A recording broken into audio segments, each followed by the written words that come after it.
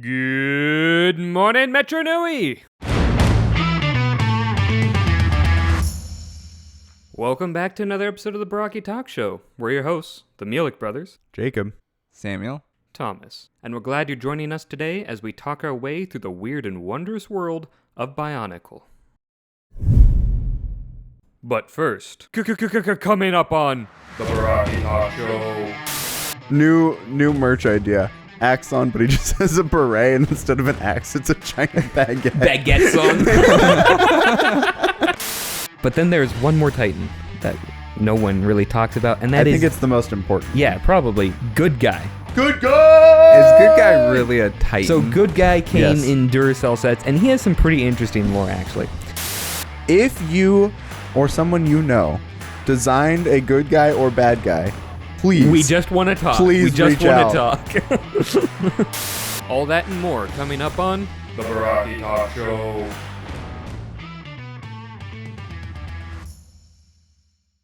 On the island of Voya Nui, the Toa faced many perils and dangers, but it was these titanic figures that roamed the island which truly earned it the moniker, the Island of Doom. The Island of Doom. Doom. You know what's funny? They should have called Mount Volmai Mount Doom. Lord of the Rings would have been like, and then we could say that they ripped it off Greg. Exactly. That would have been so funny. Genius. Rage baiting Tolkien from the grave. The Toro's holding the Mask of Life over Mount Doom, and Jala's like, throw it in! And Matoro's like, no. But the Mask of Light's actually just immune to lava, so nothing happens. Yeah, in a twist of events, Matoro's like, okay, he just tosses it in. It's like, no, that didn't work. Dude, imagine you throw the Mask of Life into a volcano, and then the volcano comes alive and starts beating you up. It's like, uh-oh. Okay. So, let's get into the lore of these big boys, shall we? Are we ready for lore sauce? Lore sauce. That's your new intro. Nope. You're welcome. That is not my new intro. So, all of these guys are crazy, stupid, powerful, especially Brutaka and Axonn. They're not actually on another level compared to some of them, but it feels like they're on another level because they actually fight the weak people. Well, I think part of it too is some of the characters in Bionicle are just have a lot of raw power. Axonn, and Brutaka have raw power mixed with actual skill. Yeah. Mm-hmm. Which is pretty rare. Yeah. You only really see that like with the Dark Hunters. And it's also pretty unique because they have raw power, not like crazy unique powers like the Paraka do. Like the Paraka are physically strong, but they're not like overwhelmingly strong. Whereas Axonn and Brutaka are physically strong out the wazoo, and they can also just shoot straight energy at you. And it's like, that's pretty rare in Bionicle because it's really overpowered. It's ultimate versatility, essentially. Yeah. So that's why they feel so powerful. And speaking of them, we'll start off with Axonn, shall we? Yes. Axonn, anyone? My favorite. Axonn's your favorite? Axonn is up there in my favorite characters. Probably top 5. Oh, that's pretty high. I would like to state that two of the only Titans that are in this room are Axonn and Brutaka. Yeah, phenomenal heckin' Titans. Brutaka, not Brutaka. Brutaka's in. He's in the house. other room. He is in. He the got house, replaced by Brutaka. Yeah. But I just think it's funny that two of Jacob's favorite Titans are up there. Whoa. True.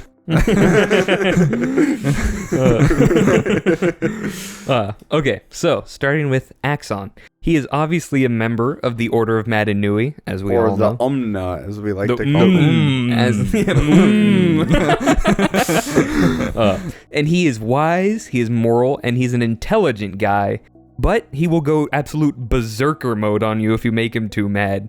I absolutely love the trope of smart guy, very calm, collected, but also can wreck your stuff if you like try him. Well, it's so funny in the final Brutaka fight when he's beating him. Brutaka's like, he'd only seen him like this once before, and he knew he's like, I'm toast. Like, it's over. I want to know what that other time was. I know. Yeah, what was he doing? When the light in their eyes just goes dark, and like the single-minded focus that is normally like directed at other things. The single-minded focus that is directed at other things? Well, you can have your focus directed. A single-minded focus? Yes.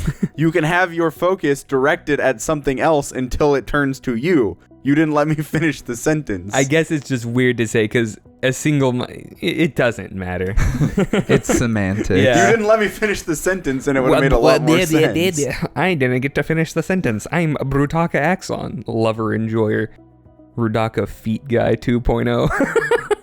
Anyway. What the heck are you talking about? I don't know. This man has been playing way too much Claire. His brain is just fried. All he sees is mimes. Wee wee. Beg it. I'm like a French Pokemon. Mr. Mime.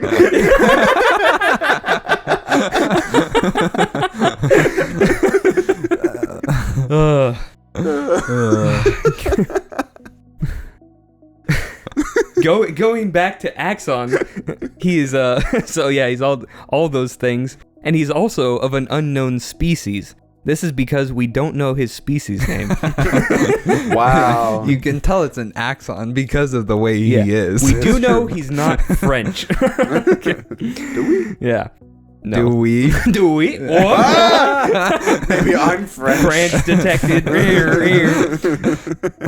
And the funny thing is, going back to Axonn again, because this is about Axonn, For all guys. of our French listeners, we have nothing against, viewers, we have nothing against the French. Besides everything. Yes. I'm just going to say the simple equation, French equals New Hampshire, and leave it at that. So, Axonn... I'll leave it up to you to do the math. Yeah. They would call it maths. Or maybe mathematics. New merch idea. Axonn, but he just has a beret, and instead of an axe, it's a giant baguette. Baguettes on.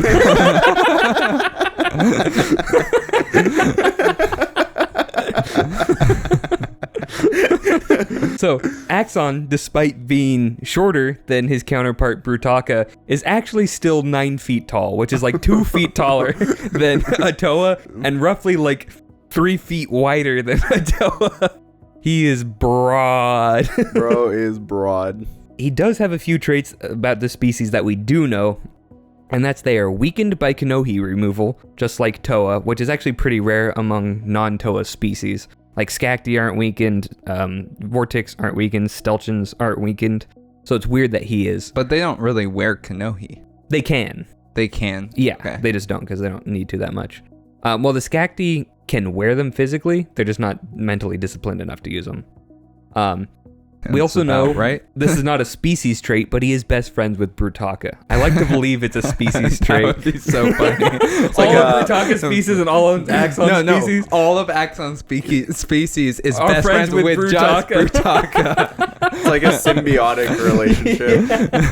Brutaka's like, where'd all these guys go? And when Voya Nui like broke away, only Axonn was left, and he's like, no. He also has a lot of powers, and we don't see a lot of them in the story, but the ones we do see are crazy enough. So he can shoot energy blasts, obviously, from his hands or from his axe. He also has the ability to just heal people by touching them, and can even heal like brain damage / insanity, if it's not too crazy. Samuel, he could finally fix you. He also has strength that is below a Makuta, but not by much. Like, he'd lose an arm wrestling match, but it'd be really heckin' impressive. Which is crazy, because Makuta are the second physically strongest thing in the universe. It's also crazy, because if they tried to arm wrestle, Axonn's hand would just engulf Makuta. Makuta would just shapeshift into a giant hand. Oh, well, he has His the shadow giant hand. Yeah, he'll use the shadow hand. That's the trick. Wait, somebody draw, like, art of Axonn Makuta arm wrestling, but it's Makuda's shadow hand. That would be heckin' sick, Yeah, please, actually. somebody do that and send it. So, I'll pay you $1. Who is the most powerful? Is that Kreka? no. Well, yes, but that we don't want to get into that. Kreka upscale. Wait, Axonn or Brutaka beat the Toa Nuva, okay? And Axonn beat Brutaka. Let's not go there. You know where I'm going with. Wait, seriously though, who is the most powerful? strength-wise? Nocturne. Oh, Oh, yeah. that makes Yeah. sense. Mr. Island one shot. The guy who sneezed and wiped out a whole island. Golden Age Superman guy. Anyway. Man guy. Oh! Uh, Axonn also has electricity powers, which he can shoot electricity from people or like electrify stuff. I'm assuming he used this power to electrify Brutaka's sword thing. Which I'm like, okay, that I have makes heard reports sense. that this is actually unconfirmed and is a misunderstanding of a quote from Greg in a message board. So, two things. In the Greg quote, the person was asking, does Axonn have electricity powers? But he misspelled electricity, so it was like almost like eccentricity powers. But Greg said, yes, he does. So that's one source for where he has this power. The other source is that in a Mari book, he shoots electricity off screen and hits a bunch of people on screen. Then he wakes them up and he's like, yeah, I did that. So it Fair is enough. actually confirmed. Okay. Because I looked into that, I'm like, wait, something's, yeah. Confirmed by the comics. No, book. Oh, in the book. I thought you said it was in the comic. Nope. The real question, though, is does Axonn have eccentricity I was going powers to as ask well? the same thing. He's pretty stable. I don't think he actually does have eccentricity powers. bummer. I know. I was bummed out. Now, We need Mob- to get him, Vezon, I was gonna say we need to get him matched up with Vezon and Mabra, Yeah. and then he'll definitely have him. Dude, a Vezon Mabra Eccentricity team by up book. osmosis. That would be so funny, Vezon and Mavra. Like, I like spiders. I like crabs. And then they Wait a fight minute. to the death. Staff of Fusion. It's the Manus.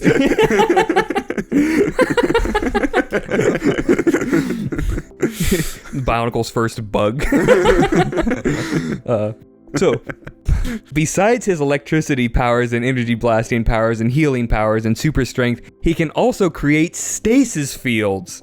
Wow. Presumably he has to do this through physical contact like his other powers, but still, that's crazy because he puts some of his power into the Zamersphere that freezes Vezon in Inferno, right? That's just something he can do. He just has stasis field powers. It's like, that's crazy. He is also immune to the effects of antidermis, just because he can be. And he also has confirmed other unrevealed powers. Wow. I'm like, these must be some pretty niche powers if he wasn't using them to like fight Brutaka or His do anything greatest else. power is that he knows the Shadowed One's name. That is a pretty actually impressive power.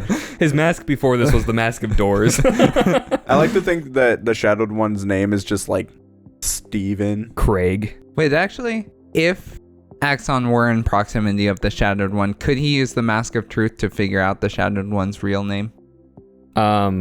Well, yeah, because the Mask of Truth can detect lies, but the Shadowed One would have to give him a fake name.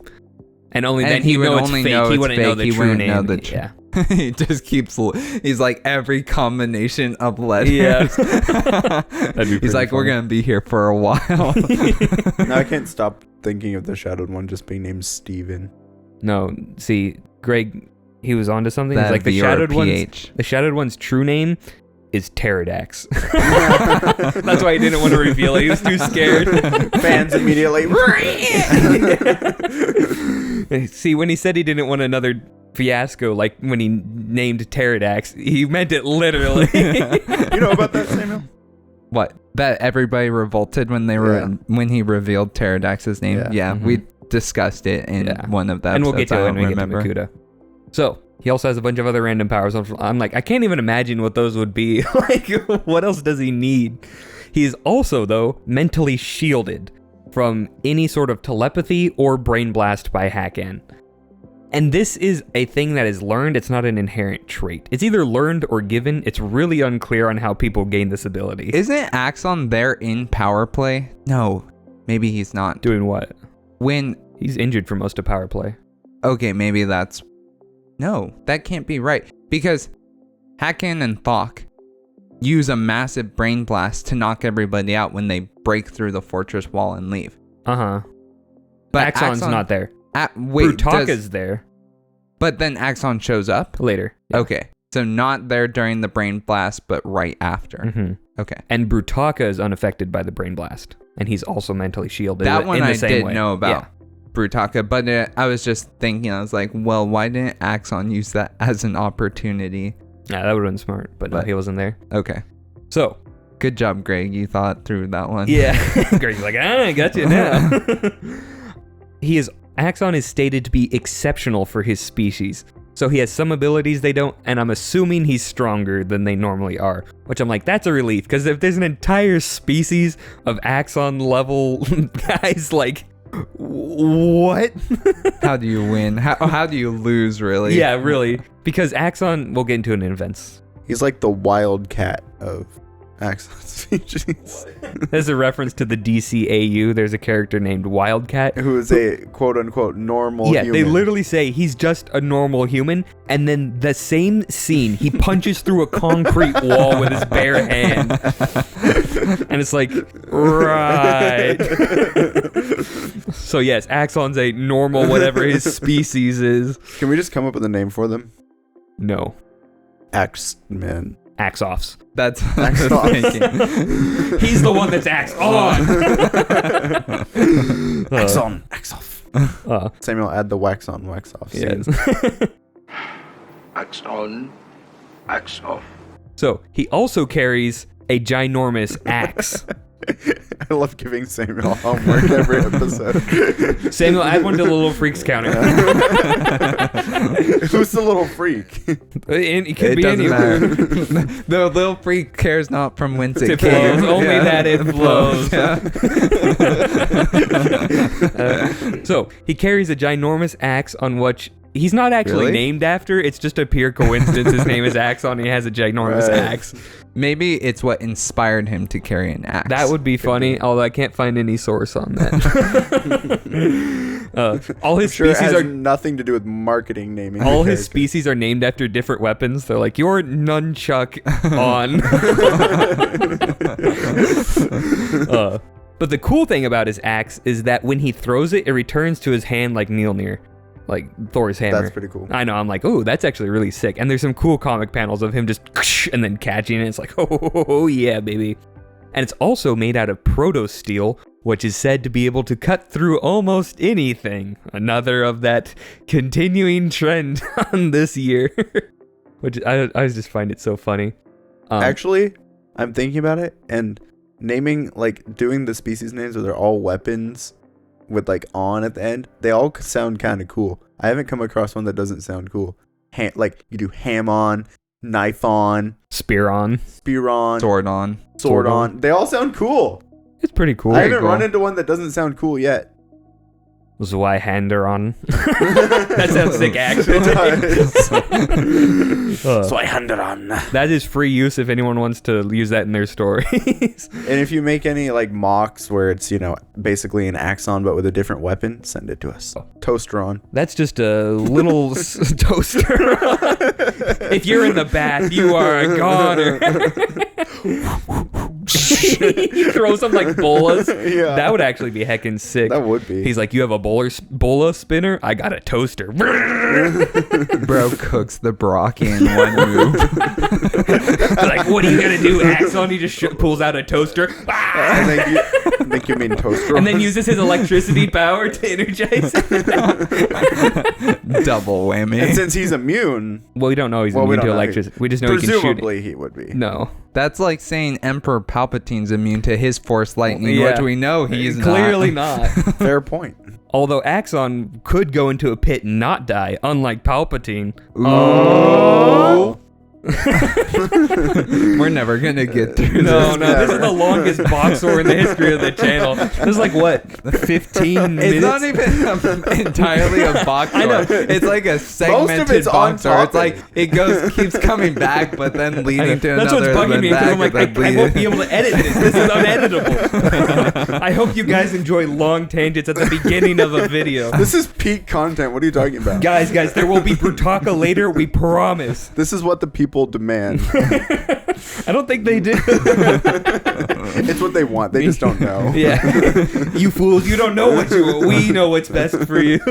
We're helping you help yourselves. Eat your protodermis like a good little Matoran. Here comes the airship.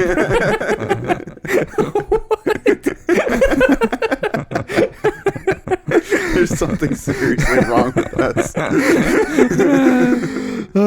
Speaking of wrong and right, Axonn wears the mask of truth. Hey, good transition. I thought that was pretty slick. So, this can tell if people are lying. And this only works if the person is trying to deceive. If they just don't know or are genuinely misled, it won't pick that up. It also can see through illusions, which is really nice, and they would have loved this against the Balrog for sure. However, extremely powerful illusions can still fool it, although it will kind of give you a tip-off. It's like, something's not right here. And it can also see spirits, which I think is another sick thing. It's like, because spirits are truly there, right? Like, they're hovering around looking at stuff. But the weird thing is that it is said to have to be consciously activated. But I'm like, I don't know if we really see that in the story, and it doesn't fit with the powerful illusions being able to fool it and tipping you off.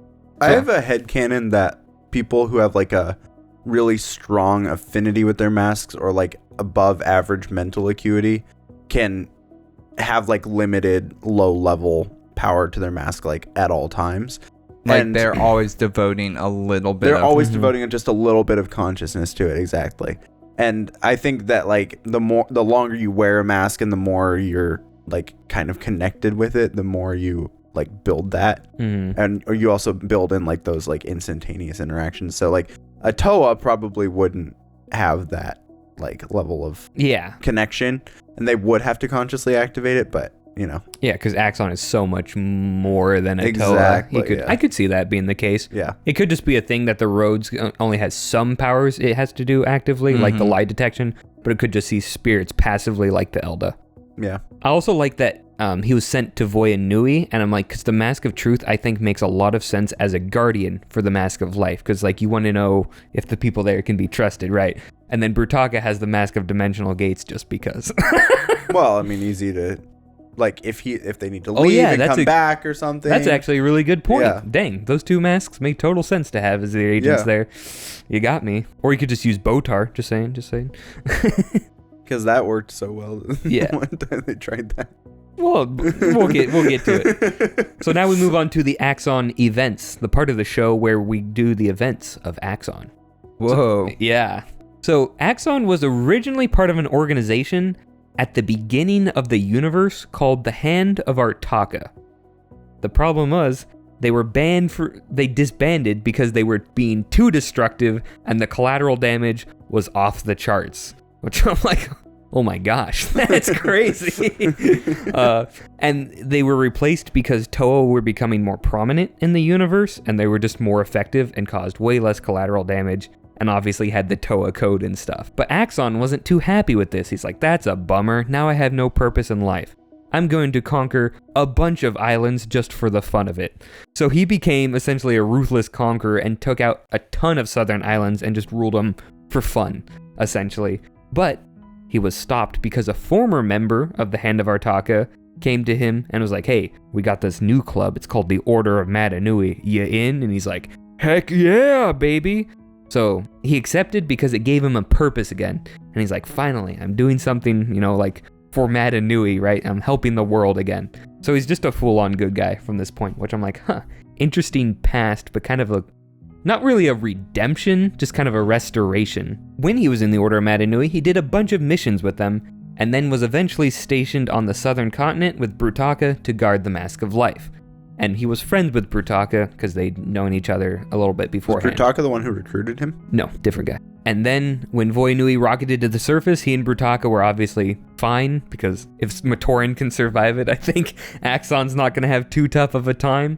And the only major event that we don't know about, because we've covered him during the rest of the story, is that on Voya Nui, a fair amount of time before the Toa got there, he rescued Kazi from a hurricane, and that's how Kazi knew about him.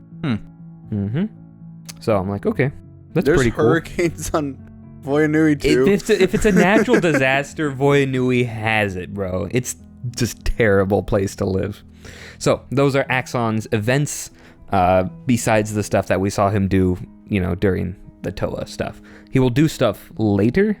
So with that being said, we now move on to Brutaka. Brutaka. Unless you had a question. You have a sock. Do a Brutaka rap. Yo, Brutaka! So Samuel, put a picture on screen. of a little freak, okay? So Brutaka was a member of the the Order of Nui, and he was partnered with Axonn. No way. I know, I couldn't believe it. Wow. I'm like, what what a a shocker. What a plot twist, bro.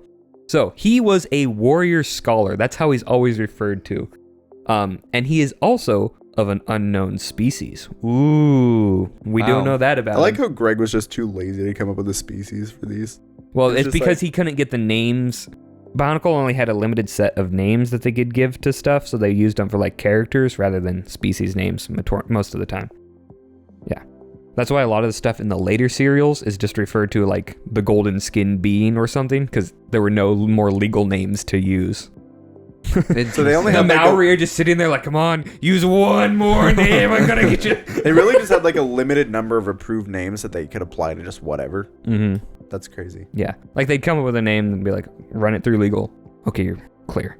Or legal would be like, yeah, this name's fine, whatever. That's why you see a lot of names in like the pre-production being used for different characters, because like this name's already approved by legal, just throw it on this guy. Ah, I see. Interesting. Yeah. So, Brutaka was 10 to 11 feet tall, which is That's wild. really tall. Can we put the picture on screen that you showed me? It's in the short. It's in my Brutaka short. You can see a size comparison of him to a human. It's not good looking good for the human.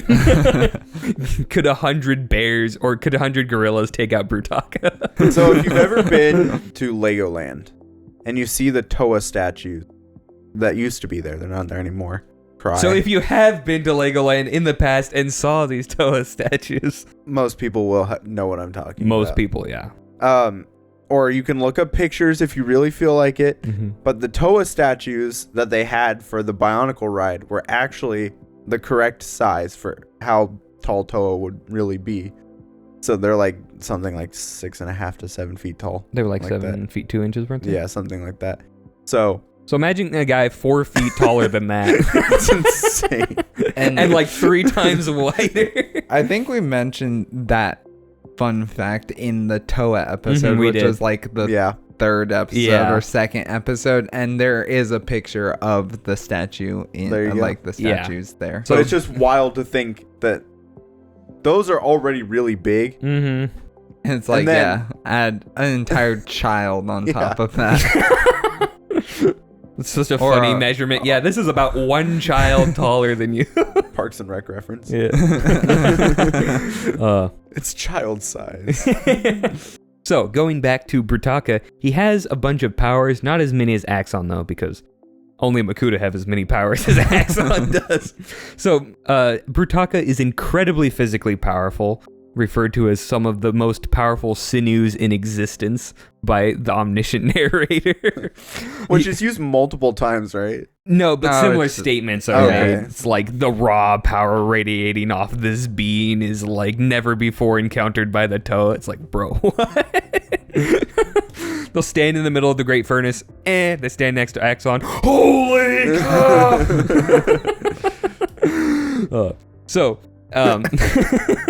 He also has vast reserves of power that he can shoot from his hands or his sword, just like Axonn. He also has mental shielding, just like Axonn. And he does have various unknown powers, but of course, he never uses them, so we don't know. Otherwise, they would be known powers. Exactly. Or powers, as we call them. They would just... The one other power we do know he has is that he is empowered. Man, how many times can I say power? He gets... Do you want a power counter? Power counter. He gets, empowered, I guess, by antidermis exposure. So if he huffs in Makuta gas, he just becomes more powerful. And that is a trait of his species, not him specifically. So like Matanui's like, yeah, make these guys inhale Satan. That's their trait that they have. It's like, what?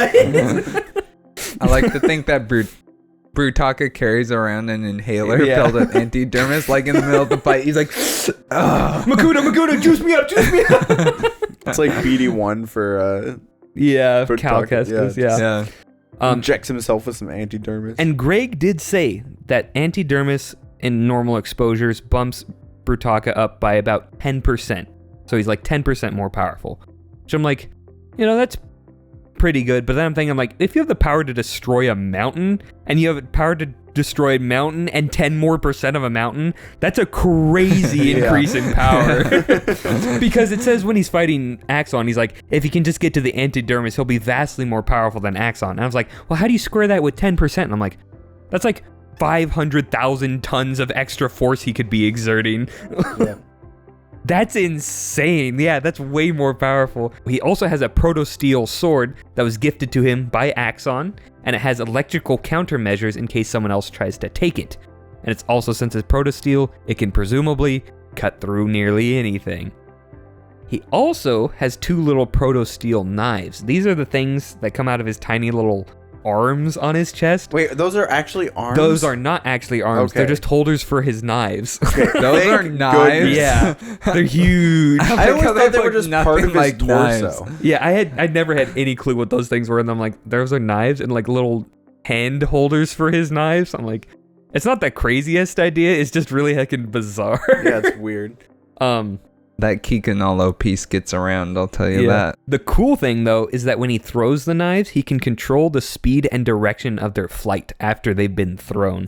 So I'm like, they're probably fashioned out of the Ga Metru disc power. Yeah, is what that's I what I was had. I'm wondering. like, because that just makes sense to me. Can you fashion discs into other weapons? You can have Kanoka components in other weapons, like we saw with the Kanoka blade. So I'm like, it's possible. Although we've never seen it with a Metru-specific power. But I don't even know where the Metru-specific powers come from. Like, they just show up. No, randomly. it makes sense because Brutaka is blue. Oh, and which means he's the water guy. Yeah, he's the water guy. It's obviously. all making And sense Axonn now. is the fire guy. Imagine he just shows up to Ga Metru's like, yes, I am a Ga Matoran. I'd like 5,000 Ga Metru discs, please. They're like, the Proto-Steel ones? Yeah, the Proto-Steel discs. Sorry, all we got is bamboo. Try again later. So they also return to him like boomerangs, which I'm like, man, these are some of the coolest throwing knives ever. Why doesn't he use these in the story? Yeah. So I just thought that was a funny little tidbit, but it's also Axonn and Brutaka both have super sharp things that return to them when thrown. I'm like, huh? Just bizarre abilities to have. I don't know what else to tell you. But now we move on to the Brutaka events, I do believe. Yes. No, not the That's the Order of Matanui. That's true. I like how you did that yes guy thing. TL Dorai Wait, can or we whatever. get that guy to do a Bionicle one? Yes, we will give him tiny knives and he will be able to throw them, but they will be held by tiny hands on his torso. Yes. These Toa, give them masks. Yes. This guy with the axe-shaped mask, give him the most enormous hands you have ever seen. Yes. They are biological, and this is their chronicle. My gosh. Somebody tag that guy. I have literally no clue what's going on. We'll love to show you. So anyway, Brutaka events. He started out as an accomplished Brotherhood of Makuta lieutenant, or as we call it, the Bomb Brotherhood of Makuta. So we got the the bomb. No, the and the Bomb. And the bomb. And then the Dark Hunters are the duh. Dude, you just did like an anime reaction, Yeah. like We're just a voice acting coach channel. It's like, Bomb. So he was dissatisfied by the regimented and probably evil lifestyle of the Brotherhood of Makuta. fair enough. And he was recruited into the And he did missions for them for a while. And when he's on these missions, some point during this time period, he teleports the Ta Torok into Metru Nui for fun, just because he can. And to be fair, that's heckin' hilarious. I think one thing that you have to that one hurdle you have to jump over is the fact that the Order of Metru Nui, or the Order of Matanui members, are not just like pure good, or in the sense that they're like lawful good. Yeah. They are like at best chaotic neutral. Well, I would say you don't even have to apply good. They are lawful. That is pretty much it. Okay, they're lawful neutral if you want to use like alignment chart terms. Yeah. Yeah. Because they just care about the law. And when we get to the Botar, we kind of explicate on that. But it's like, Axonn is a good guy and he is lawful. Brutaka is He's just a paladin. lawful, right? Yeah. Which I think is a cool way to go with it. Because the Toa are supposed to be the heroic, good guys who save the world. Whereas the Um's just like a bunch of sketchy, really powerful guys. So who are mostly doing what Mata Nui wants. But they're every once in a generally while, aligned. you just got to teleport a Tatorak into Metro Nui, Yeah. you know? Mata Nui's like, that's going to be heckin' hilarious, bro. Now make him do a flip. So then, when all his adventuring was done, he was stationed on Voya Nui with Axonn, his best friend. So he was supposed to be the brains to Axonn's brawn, but they're both essentially equally intelligent and equally powerful. That's So what I I'm was like, thinking. what are you guys talking about? I always just thought that was funny because they're like, yeah, Brutaka's a brilliant analytical scholar, and Axonn, he's just a brawny meathead. I'm like, what are you talking about? Right, the guy with the extremely mental mask power. Yeah, the mask of truth. They're like, what does he know, bro? Right. So, after the Great Cataclysm, Brutaka thinks that Mata Nui is dead, because he's like, oh my gosh, obviously this is not good. This entire piece of the continent blew up. Obviously, Mata Nui's not in control. So Brutaka thinks he's dead, and then Axonn's like, no man, he's just in a coma. Trust me, bro. And it's like, How does Axonn know that? he doesn't. He's just making a guess. He chooses to believe that Mata Nui's just sleeping, not dead. And then because he thinks that God is dead and he doesn't know who killed him, Brutaka's just like, yeah, I'm a nihilist. I'm going to be evil. Which, fair. I know, I'm like, yeah, I would kind of think Mata Nui's a goner at this point. Especially if you're working for an order that claims to represent him, but they had no clue about this. So it's like, obviously they're getting weird information somewhere. So I wonder where it could be. I don't fault Brutaka too much for that point of view. I do fault him for being heckin' evil. And then also cowardly later on. It's like, bro, what the heck?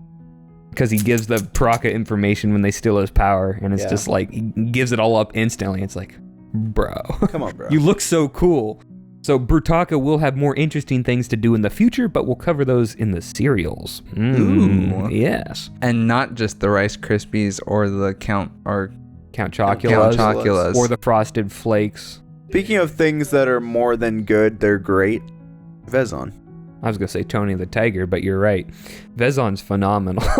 It's because Vezon was split from Vezok and took a lot of his intellect with him. Now, he didn't take all his intellect with him because a lot of it stayed with Vezok. So he's just a deranged schizo guy.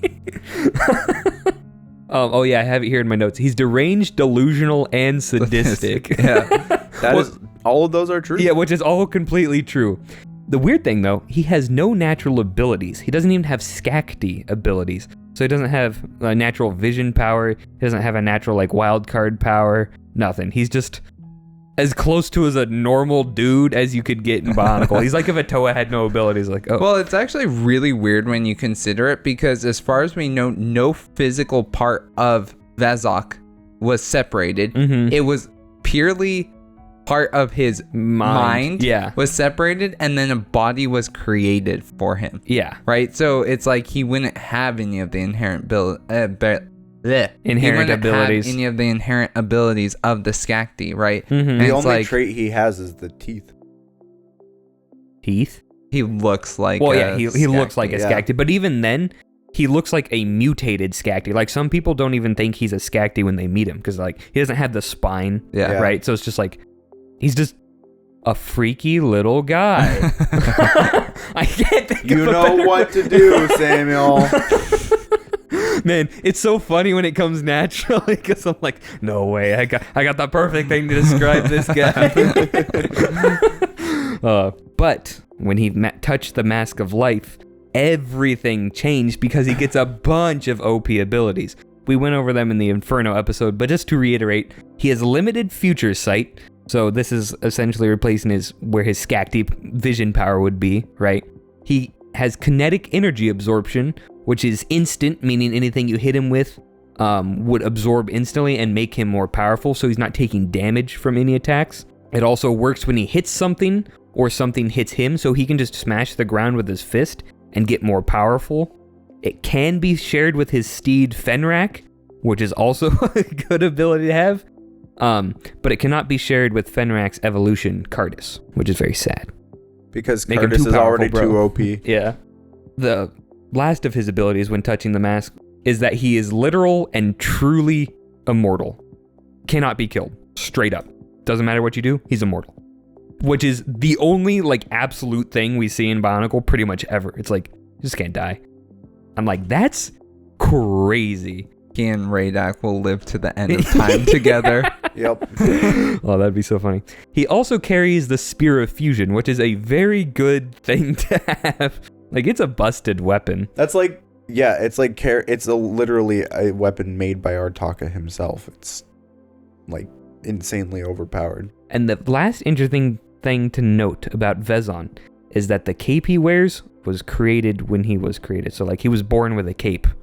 Even though Vezok does not wear a cape, which I think is very funny. Vezok just, in his mind, he wears a cape. Yes. Yeah. In that half of his mind, Or if he you go wears by a cape. if you go by the Man Guy Project, Vezok does wear a cape in that. So maybe that's where he got it from. He got it from the Man. He ripped it from the Man Guy Project. An alternate universe. Yeah. I just thought that was funny because I'm like, yeah, because I thought he just picked up the cape somewhere, but it's like, nope, born with the cape on him. It's like, okay, Yeah, sure, I totally bro. would have thought he just picked it up Yeah. somewhere. But it got tattered from his journey to the thing. So it started out as a whole cape and became a tattered cape. This is important cape lore, okay? So, moving on to Fenrakk and Kardas. Fenrakk and Cape Riss. Nah, that's not working. No. Fen, Cape, and Cape Riss. Just give up. So, Fenrakk was originally a Fenrakk spawn, which is a type of spider like Rahi, who I thought were actually really small, but it turns out they're like 6 times larger than a Toa in their normal form. Because there's one of the minifigure sets where they ride on Fenris or Fenrakk spiders, and they're huge. They're like siege elephant sized. So it's pretty funny, actually. And they were going to be worked into the story, but Greg wasn't able to fit them in. I'm like, no, giant spiders are heckin' cool. Imagine good spiders in Bionicle. Impossible. I know. But this Fenrakk was eventually transformed when Vezon touched the Mask of Light, and then they immediately... Mask of Life, sorry. And then they immediately fought, because that's what they wanted to do. But then eventually the Mask of Life was like, no, now they're friends. So they were permanently bonded by the mask. And this gave Fenrakk a few abilities. First, he has the kinetic absorption he shares with Vezon. He also has acidic saliva. And Acid spit. Yep. Hero. Sky High podcast next. So he also has super strength, which I'm assuming is more than a normal Fenrakk spider would have. And if he is defeated, he will transform into a more powerful version. So this is like Radak's ability, but he actually gains strength rather than just resistances. It's like, wow, that's pretty busted right there. So when he fell into the lava... And that's just like a species trait? No, that's a Mask of Life Specifically power. a Fenrakk Yeah. trait. Okay. So when he was defeated, he was transformed into Kardas. So this is a giant dragon-looking thing that constantly generates energy and can shoot it out of its mouth, and it generates a lot of energy. Like, it was alive for like 0.3 seconds and was able to overpower the combined blasts of all the Toa and Nika with just the energy from its mouth. Wow. That's a lot of energy. In the words of Clutch Powers himself, this could power the city for a whole year. Wait, I have a question. Yes. If the Mask of Life gives Fenrakk the power to turn into something more powerful when he's defeated, This is a question you're not going to want the answer to. why doesn't he just start out in a more powerful form? Exactly. Doesn't need to. I told you weren't going to like the answer, and you didn't believe me. Why did the Mask of Life just make Radak immune to everything, Samuel? It's okay. Here's what I think is the actual reason. I think it's because the Mask of Life has a sense of drama, and I have a lot of receipts to back that up. That's but true. I can't talk about it till later. Yeah, we'll talk about it at the end, but the Mask of Life is a drama farmer, you're right. Yeah. that is like, I'm not even joking. I think that's genuinely the reason. Yeah. It's like, oh, look at these It mole likes a cows good over story. here. Yeah. Yeah.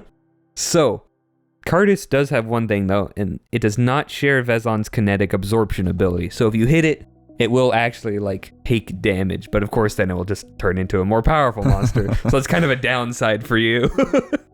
The one major important Kardas event that happens that we won't cover in the serials is that after Kardas leaves the Mask of Life chamber when it's been defeated and flew away, it goes and it fights the Tatorok that came out of the portal Brutaka made. It loses this fight badly and runs away to Mata Nui. Nice. Yeah. I'm like, wow, what a sad life. And unfortunately, the life of Kardas does not get better from there. So any Kardas fans, I apologize.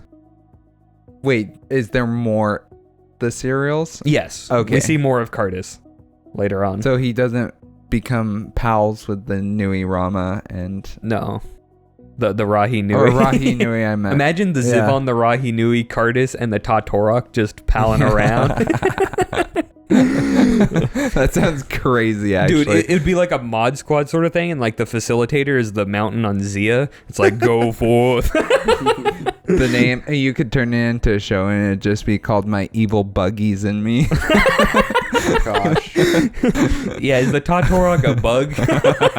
I think so. I think We decide they're all bugs. Yeah. Yeah. Scientifically, we decided that. Etymologically. So, the next guy we have is Botar. Oh, yeah. And he is not a bug. He is the jailer for the Order of Mata Nui. People who commit unforgivable crimes, he throws them in jail. That's his job. So imagine like in Harry Potter, if someone does an unforgivable curse, Botar would show up and just throw you in Azkaban straight up. No jury, no trial. He's just like, bro, you're a goner there. And what's funny is he is also used as a courier because his power is instant teleportation anywhere in the entire universe that he can carry things with him as well. So he's used to carry messages, but also somehow he can hear when people call on him, and sometimes he can just sense when he's needed. I call it his Botar sense. It's like it's the Botaris. It's like Spidey sense, you know? Yeah. And they never explain how he can do this. Most things about Botar aren't explained, by the way. Wait, so wait a second. This doesn't make sense. What did Brutaka do that finally, like, Axonn called Botar there, right? Mm-hmm. To take Brutaka, Mm-hmm. and Botar obliged. There was no contention, right? Mm-hmm. So it's like, so Brutaka obviously did commit some unforgivable crime, right? But what was that crime? And had he not committed it before that Botar was interested in him? Well, I think it was actively turning on Mata Nui and helping people steal the Mask of Life, which is his but that's what sworn I'm duty saying. to protect. He did that for a while. Like, Well, no one knew about it until then. He hadn't acted on it until the Brutaka came. So Botar has like a 1 month lead time. That's what I was wondering. Isn't too bad for getting zero information. That's true. But as soon as I guess he fought Axonn, he's like, I sense a terrible crime has been committed. So yeah, it's never explained how he knows, but Okay. people call out for him occasionally, and he'll just show up because he's a brotar, they should call him. And it's noted that he has never in recorded history failed to grab a prisoner. I'm like, wow, that's crazy actually, because this is coming from, I think it was Axonn, who's been around for almost all of recorded history. And everyone of the lower levels of Order Mata Nui downward is scared of Botar because he's a scary looking dude and he can show up at any time and teleport you to forever jail. And you have no say so, like you're a goner, because he also has the ability to make energy like cuffs and links and whatever. So he grabs you, like energy cuffs you, boom, you're in jail, he's gone. It's like, what are you supposed to do at that point? The other scary make thing, energy cuffs so strong, even then Nocturne can't break them. Can't break them. It's true. So he's very black and white on morality, which is the other aspect that makes him so spooky. Because like when Axonn defeats Brutaka, Botar shows up and he's like, I'm gonna take him away. And then Axonn's like, is this necessary? And Botar's like, what is the law? And Axonn's like, he made a mistake. A bad one, but he doesn't deserve. And then Botar just grabs Brutaka and he's like, he does. What is the law? The law is the will of Mata Nui. Break that law and only the pit will welcome you. Will you let him go, or will you challenge the law and risk sharing his fate, axe wielder? That's what Botar says. That's one of like his 3 lines of dialogue. I'm like, dang. Botar just shows up and is like, if you don't get out of my way, I'm going to send you to ultimate prison. It's like, dang. He's stone cold. Yeah. So I really heckin' like Botar because he's just this crazy menacing presence, and he's just like a superpower side guy that you're like, wow, what does he do off screen? It fascinates me, right? It's kind of one like of those characters that's both mysterious and just like overwhelmingly powerful at the same time. Yeah. I liken him to like Embo in Star Wars The Clone Wars, or almost Tom Bombadil-esque, where it's like, this guy is way outside of the bounds of normal. It's just a force of nature. Yeah, essentially. Yeah. But is a force of law in this case, which I think is really cool. And I think this exemplifies how the Order of Mata Nui operates, because like they're about the law, which they interpret to be the will of Mata Nui, right? Where they're getting this information, we're not entirely sure. And we do see them do like sketchy stuff. So it's like, obviously they're not always on the straight and narrow, but obviously they are some useful force in the universe. The funny thing about Botar, though, is that he's not always completely stone cold, because he has a sense of humor, surprisingly. And one of the few things we see Botar do is a lot of times You're not gonna believe this. He'll laugh super darkly, right? Like someone will say something and be like, and you're like, oh, that's not good. But also, after the Kardas dragon fights the Tatorok on Voya Nui and wins, Kardas flees. But then the Tatorok is going around and like, he's kind of a danger to, you know, the citizens. So Axonn's like, Botar, can you do anything? So Botar grabs the Tatorok and just teleports him into the middle of Zia for fun, because he can. I love that my other favorite part about this is it's the same Tatorok. Yeah, both the same times. Tatorok from Metro Nui. So like, is teleporting Tatoroks just an inherently fun thing to do? I guess so. Because we know there was an entire island of Tatoroks. I like to think is completely depopulated because Botar just went and like was chucking them at random areas and places. Botar and Brutaka are like, how many can you teleport in one day? 25. You just look up and it's raining Tatoroks on you. Oh my gosh. That'd be so funny. Anyway, this is why Botar is one of my favorite characters, because he's just a heckin' weirdo. But to elaborate on his powers a bit more before we go on, he can teleport himself and others in close range to nearly anywhere in the universe. He can even go places he has never been before, which is crazy. And he's part of a species who all share this ability. That's crazy. It's like, what? And he can wear Kanohi if he needs to, because in the past, he wore Brutaka's mask of dimensional gates. Why would he need that? You'll see. It'll be explained later. But I'm like, what? And then he can also create energy bonds. So I'm like, is there anything that can stop Botar? No. Yeah. Well, I don't like to talk about that.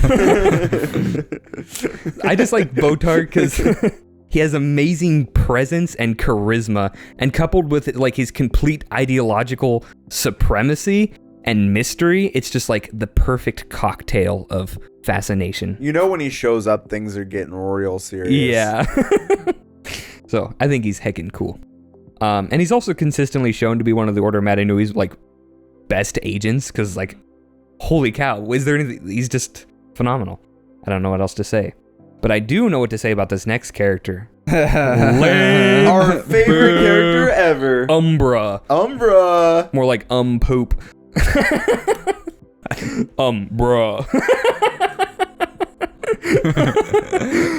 So he was the first guardian created by the Great Beings to protect the mask. So in case anyone forgot, he was that guy that turned into light and wore the roller skates. The things that were gears but without the teeth on them. Very strange invention. And he, despite what we alluded to earlier in, I think it was Inferno, Umbra is actually fully sentient. Like, he's not a more automatonic he's not more robotic than the others or anything. He's just a guy who is extremely dedicated to his job because he's been down there like since the beginning of the universe essentially and has never left. And he will fight anyone who comes into his chamber, regardless of if they're good or bad. He's just like, I'm gonna fight you, bro. Which I think is so funny. And it's also funny because that means to get to the Mask of Life, Vezon had to fight and presumably beat Umbra. But I'm like, how? Vezon is more powerful than both the entire team of Brutaka and entire base Toa Vezon was able to do this. He had zero ability. That's how his cape got tattered. Yeah. It turns out that his cape had all of the powers. Yeah. If some creative person wants to write a story about like how Vezon managed to pull that off, I'd really love to read Heck, you that. don't even have to be a creative person. You can just be a person. Heck, you don't even have to be a person. You can be a mantis crab for all I care. Bugs? If you put a monkey in a room for X amount of years and gave him a typewriter, he would write you a story about how Vezon made it through. That's true. What if I put a mantis in a room with a typewriter? That would be very entertaining to see. Just write bug.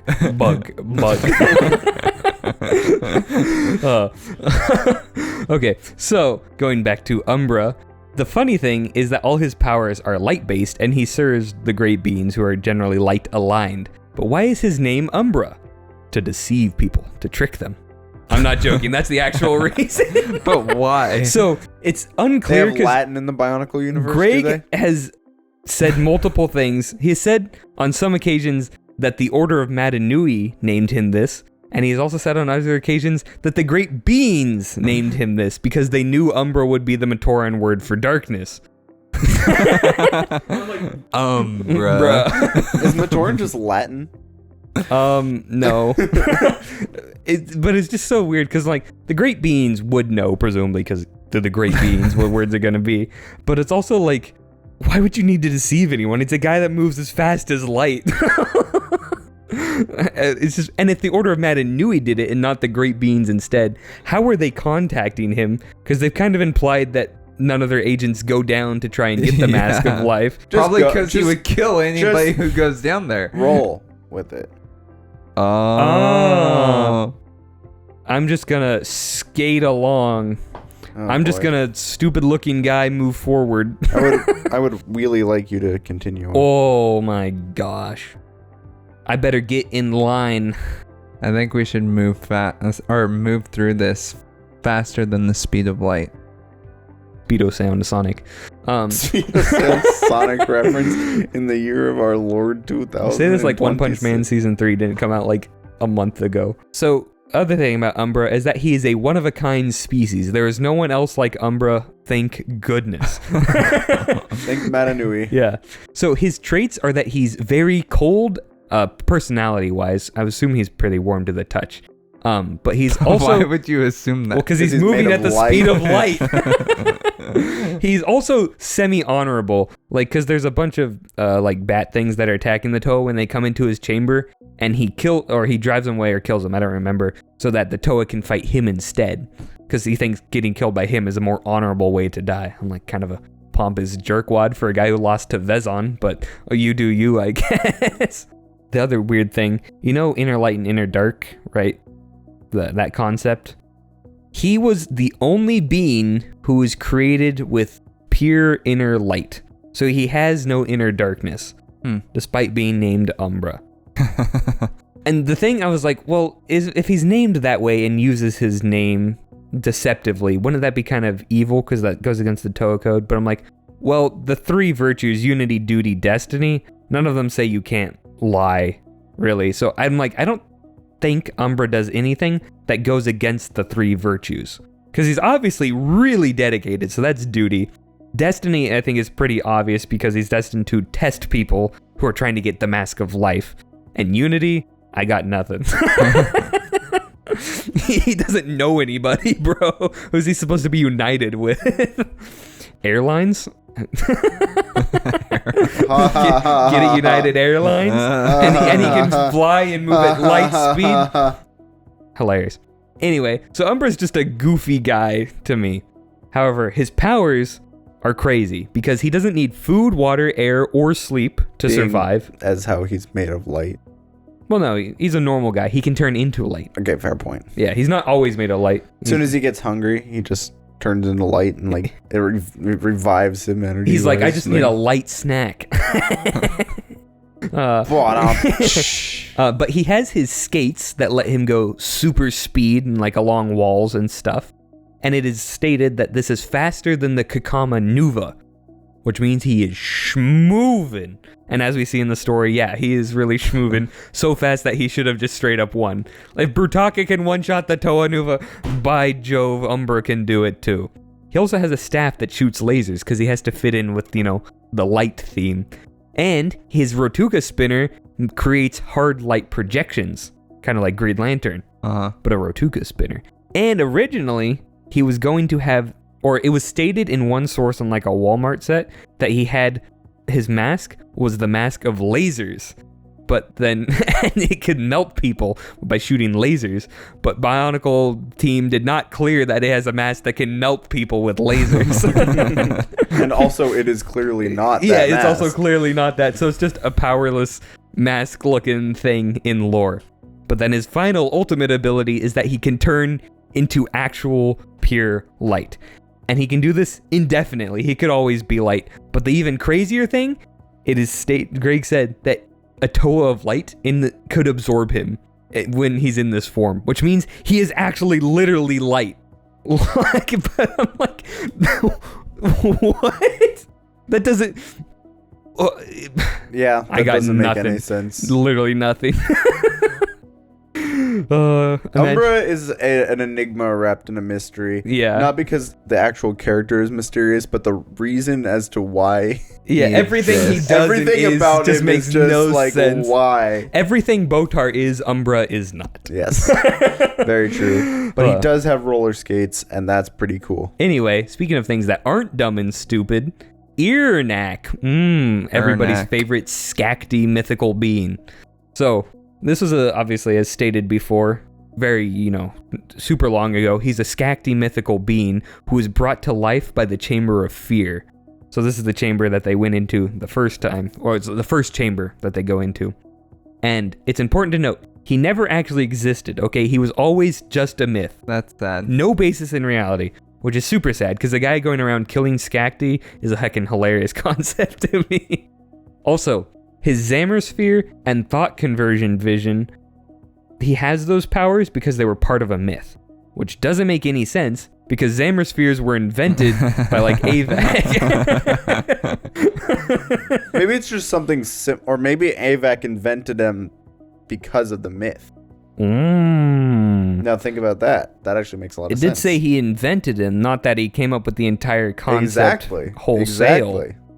Yeah. Yeah, no, it actually makes sense. This is absolute cope. Anyway. I like to think that actually just in the month that they were on Voya Nui and when he invented the Zammerspheres, that they added that to their headcanon for Earnack. They were just like, they're contemplating one day. They're like, what's the scariest thing we know? Oh yeah, Earnack. Oh, what do we know about him? Well, all of this stuff. And, just for good measure, he has Zammerspheres. Yeah. But going back to Earnack himself, he's also surprisingly eloquent, which I'm like, is it part of the myth that he's eloquent? Because in the myth, everyone always dies and there's no survivors to tell about it. So who is he even talking to in the myths? Like, where is he getting this? Is it just default that anything the room makes is like super eloquent? Because that would be kind of funny, actually. I would believe that. It's a scary thing, but it's also really well spoken, and it can do all of modern Major General in one take. Imagine I'd buy that. Earnack shows up, he's like, I am the very definition of a modern Major General. Anyway, Earnack also just wants to kill. That's his whole goal. He just murder people. Which makes sense based off of the myth, right?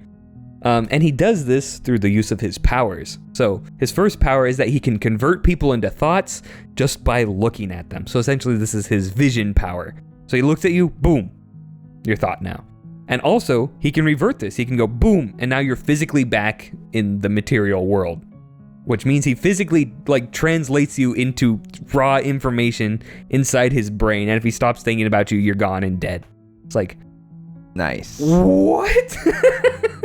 That is pretty insane. That is insane. Couldn't beat Umbra though, because Umbra moves too fast. You couldn't see him, bro. Can't see me. Can't see me. Yeah. So his second ability is that he can shoot Zammer spheres that make the target's fear come true. So essentially, the Chamber of Fear made a guy who they're all scared of, but he shoots Zammer spheres that makes other people's fears come true. Which is such a crazy string of events. I'm like, what the heck? Why do you need to do this? But the funny thing is he generates the Zammer spheres from his body. So like, even though he has a Zammer sphere like launcher and like clip, like he doesn't need that. He can just generate infinite amounts of Zammer spheres. Zammer spears, more like Zammer's fears.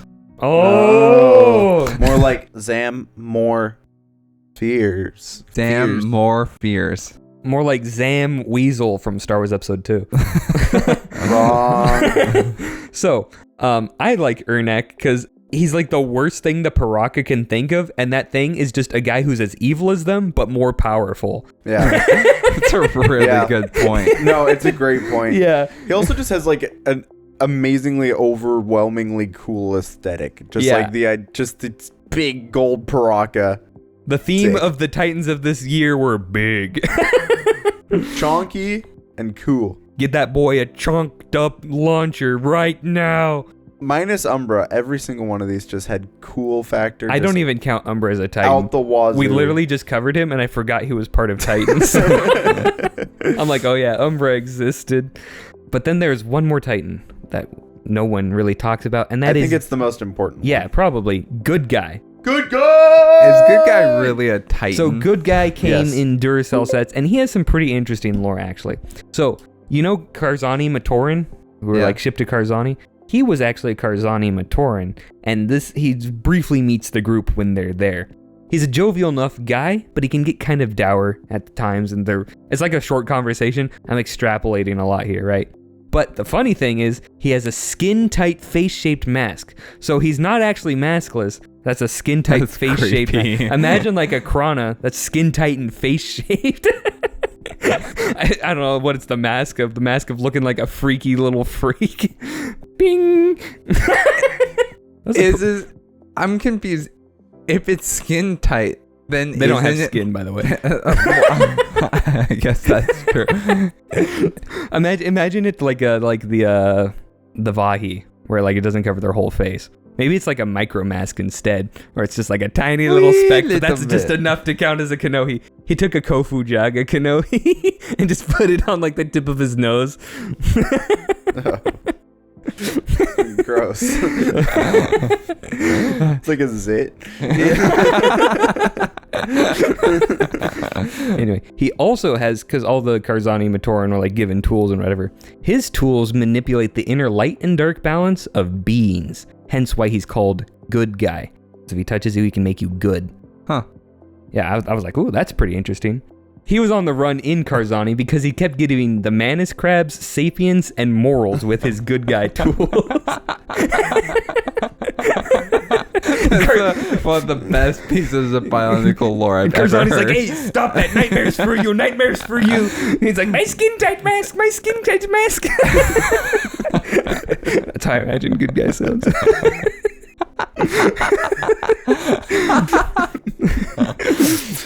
So, Wait, it does beg the question, why doesn't he just touch Karzani with his weapon? how's he supposed to get close to Karzani? Does this guy strike you as particularly intelligent? So long as he doesn't strike me with his tools, I'm good. Wait, no, I'm bad. I'm good. So, this leads to the most interesting piece of lore, and that later on, it doesn't really affect anything, but he's revealed to be a great being called Grieg Fever, which I'm like, I'm sensing a theme here.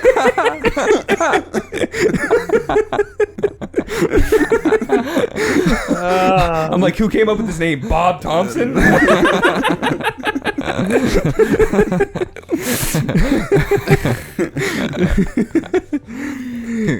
And then later on, Kraka, the Tatorok riding, shape-shifting Rahi, meets Grieg Fever transforms into him unknowingly, and then she's like, oh my gosh, I have all the powers of a great being now. And fortunately, that's when the serials ended, and we didn't get to see any more of them. But they were fighting, last we known, on the distant southern islands, and it's now referred to as the distant southern oceans, because their battle was so monumental, they're all gone. All this lore is fake, fighting? by the way. He made all of that up. Did you actually? Yeah, none of this is real. Good guy has no lore. That's why I was so surprised. I was like, wait a second. Good guy? Greek fever. Greek didn't fever. give it away. That's what I'm like. I was looking at you saying, I'm like, he's going to catch on now, right? No, I honestly, Bionicle is so wild that this did not even faze me. I was like, nope, yep, that could happen. Honestly, the most believable part was the Manus. But I knew it was fake as soon as I saw it said Manus crabs. That's a good point. You knew it was fake because I told you earlier I made a fake lore for good guy. I forgot. It's funny because that's the part where I'm like, tools that manipulate the inner light balance, they're going to call this out immediately. But then the more I was explicating on it, I'm like, this is actually kind of a cool concept. Yeah, that's kind of cool. Nightmares for you, nightmares for you.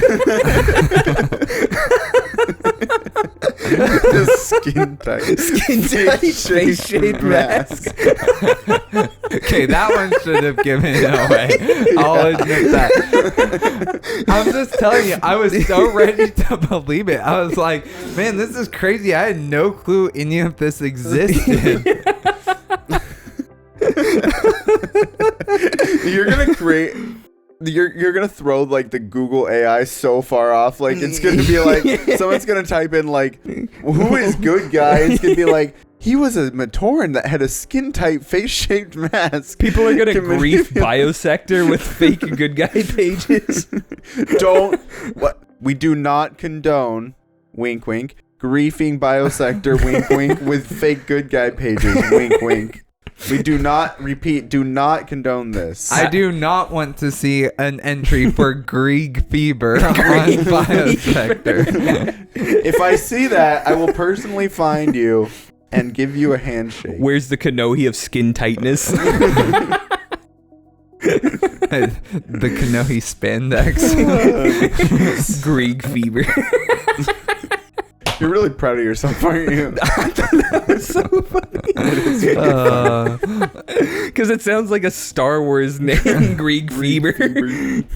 Yeah, so that's the end of the Titans lore before we move on to Chronicler's Corner. For the record, good guy actually is a set in this wave. Yes, but he has zero lore. He doesn't exist in lore. He was sold with Duracell batteries, Yeah. man. I mean... And if you look up his ratings from like people who rated on brick sites, he's very badly rated. No, duh. No, really? Yeah. The reviews are not kind to poor good guy. Needed to touch all those reviews with his tool. Yeah, with his tool. Show good guy a little love, guys. Send us pictures of your good guys. I want to see them. That's not a euphemism or anything. No, I'm serious. I want to see... Find your 2006 good guy or build one. He's not hard to make. He's not hard, yeah, that's true. Send me a picture of good guy, like it, in a location. And if you do, something. we will give you a smoochy kiss. We will not give you a smoochy We kiss. will give you a smoochy kiss. No. Anyway, so I think that ends the lore part of the Titan section before we go into to Chronicler's Corner. Are we good? Yeah. I'm like so tired because I just like cried laughing. Greek fever. I feel like I just ran a marathon. Okay, we're gonna bug out to the Chronicler's Corner. Bug. You are now entering the Chronicler's Corner. The following content may not be appropriate for viewers unaware or unacquainted with the wider Bionicle lore, as major plot points and reveals will be spoiled. If you wish to avoid this section, skip to this time in the podcast. 1 hour, 20 minutes, 37 seconds. Viewer discretion is advised.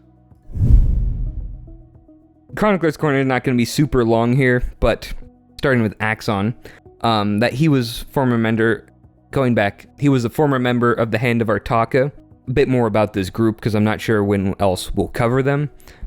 They were a pretty small group as far as I know at the beginning of the universe before Toa were around, And they actually created the energy hounds. So that's what Spinax is. Oh, interesting. Yeah, the Hand of Artaka made those guys. That's cool. I'm like, ooh, that's actually super cool. But also raises a lot of crazy questions. Like, so they were able to create like Life. I don't know if the energy hounds are They're alive. purely robotic. Okay, Editor Thomas here to say that we are wrong, and the energy hounds are actually just fully Rahi, so they were able to create just straight up life. And then they were disbanded for causing more harm than good. But also, it's interesting to think because a lot of the Rahi that show up in like the Mavra book are stated to be like super old and ancient. And then we of course have the Colosseum-sized sea serpent. So I'm like, was the Hand of Artaka going around fighting these ginormous ancient Rahi? And because presumably they didn't have no kill rules, like, did they take out a bunch of them? Like, was the beginning of the Matoran universe just a crazy kaiju-infested dark nightmare? I would believe that. In Norse mythology, does Thor fight the Midgard serpent? Yeah. That's how I imagine it. Oh, because as Axonn's throwing is, his hammer? Yeah, Or his or axe? punching or throwing the axe at this Imagine getting giant punched by Colosseum Axonn. serpent. Yeah, right? That would actually be that would so be sick. super cool, like Axonn wrestling the serpent. That's so cool. Yeah, you could do all the Norse gods fighting this stuff, but like Brutaka would be like fighting Fenrir or whatever, right? Man, that'd be so heckin' cool. That's a actually. merch idea. That's not a merch idea. I just want to commission that art. Make Arthur do it. Yeah. Hey, Arthur, we have a job for you. It's also unpaid.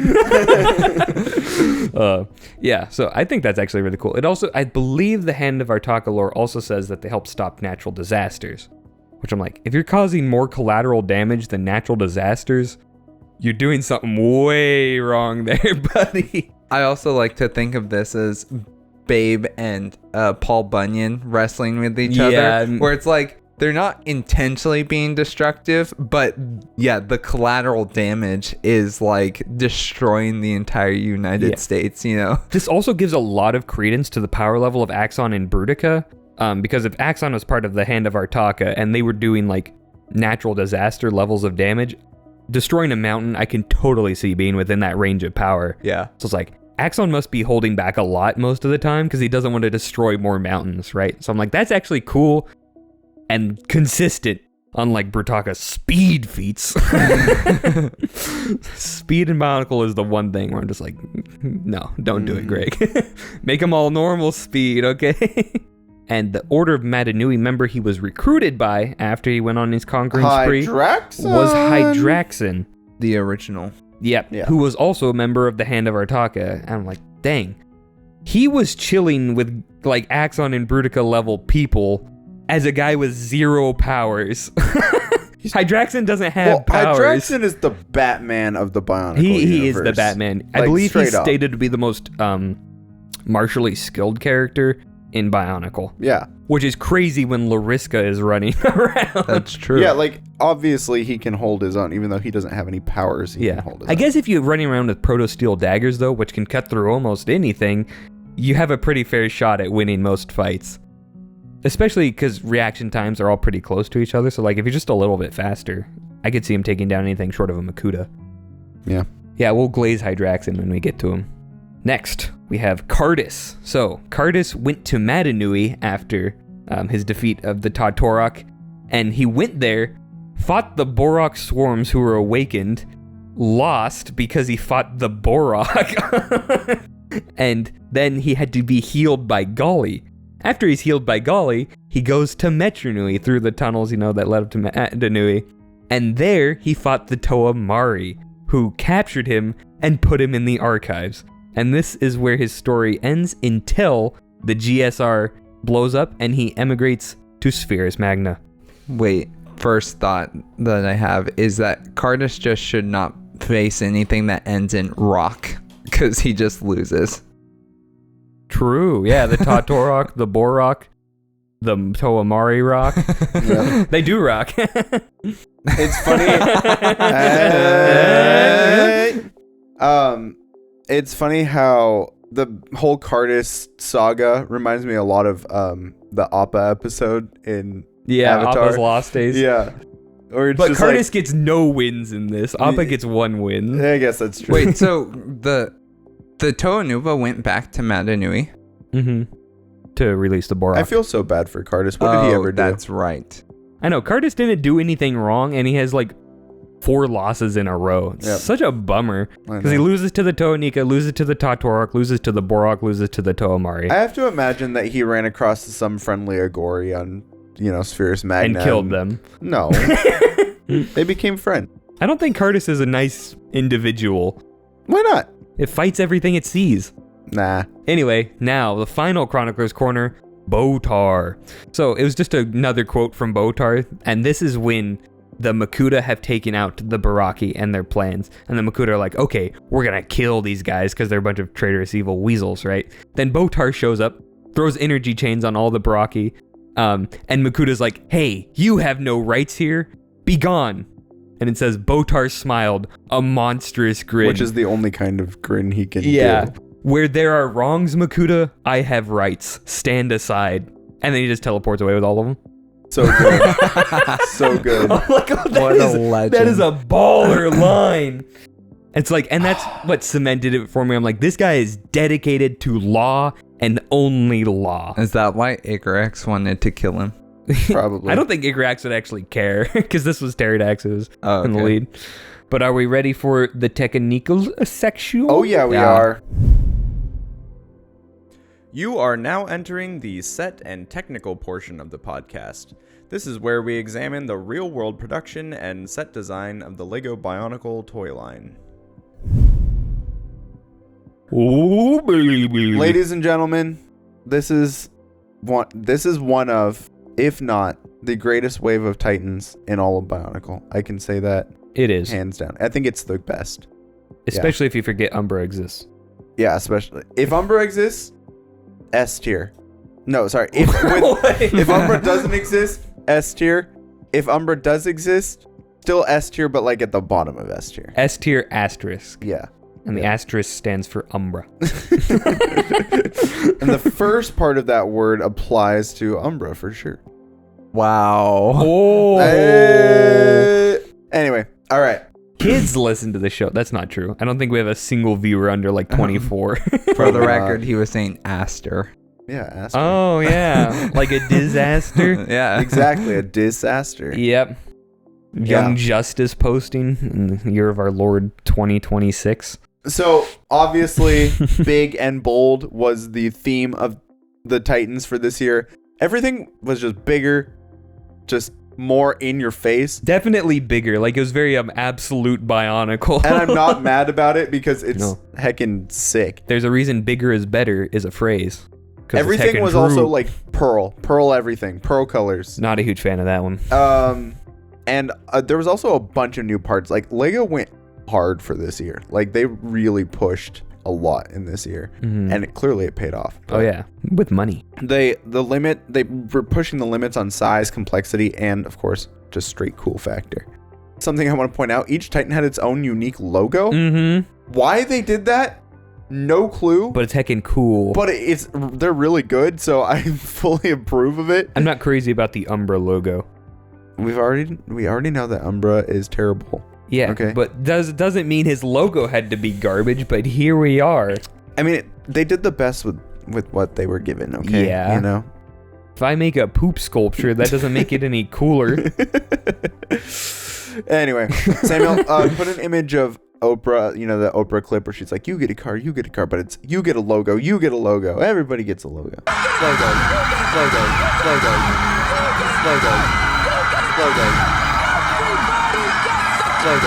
Wow, that was a good job, Samuel. I like that clip. Yeah, that was really good. Good clip, Samuel. Anyway. Are you single, by the way? What does that mean?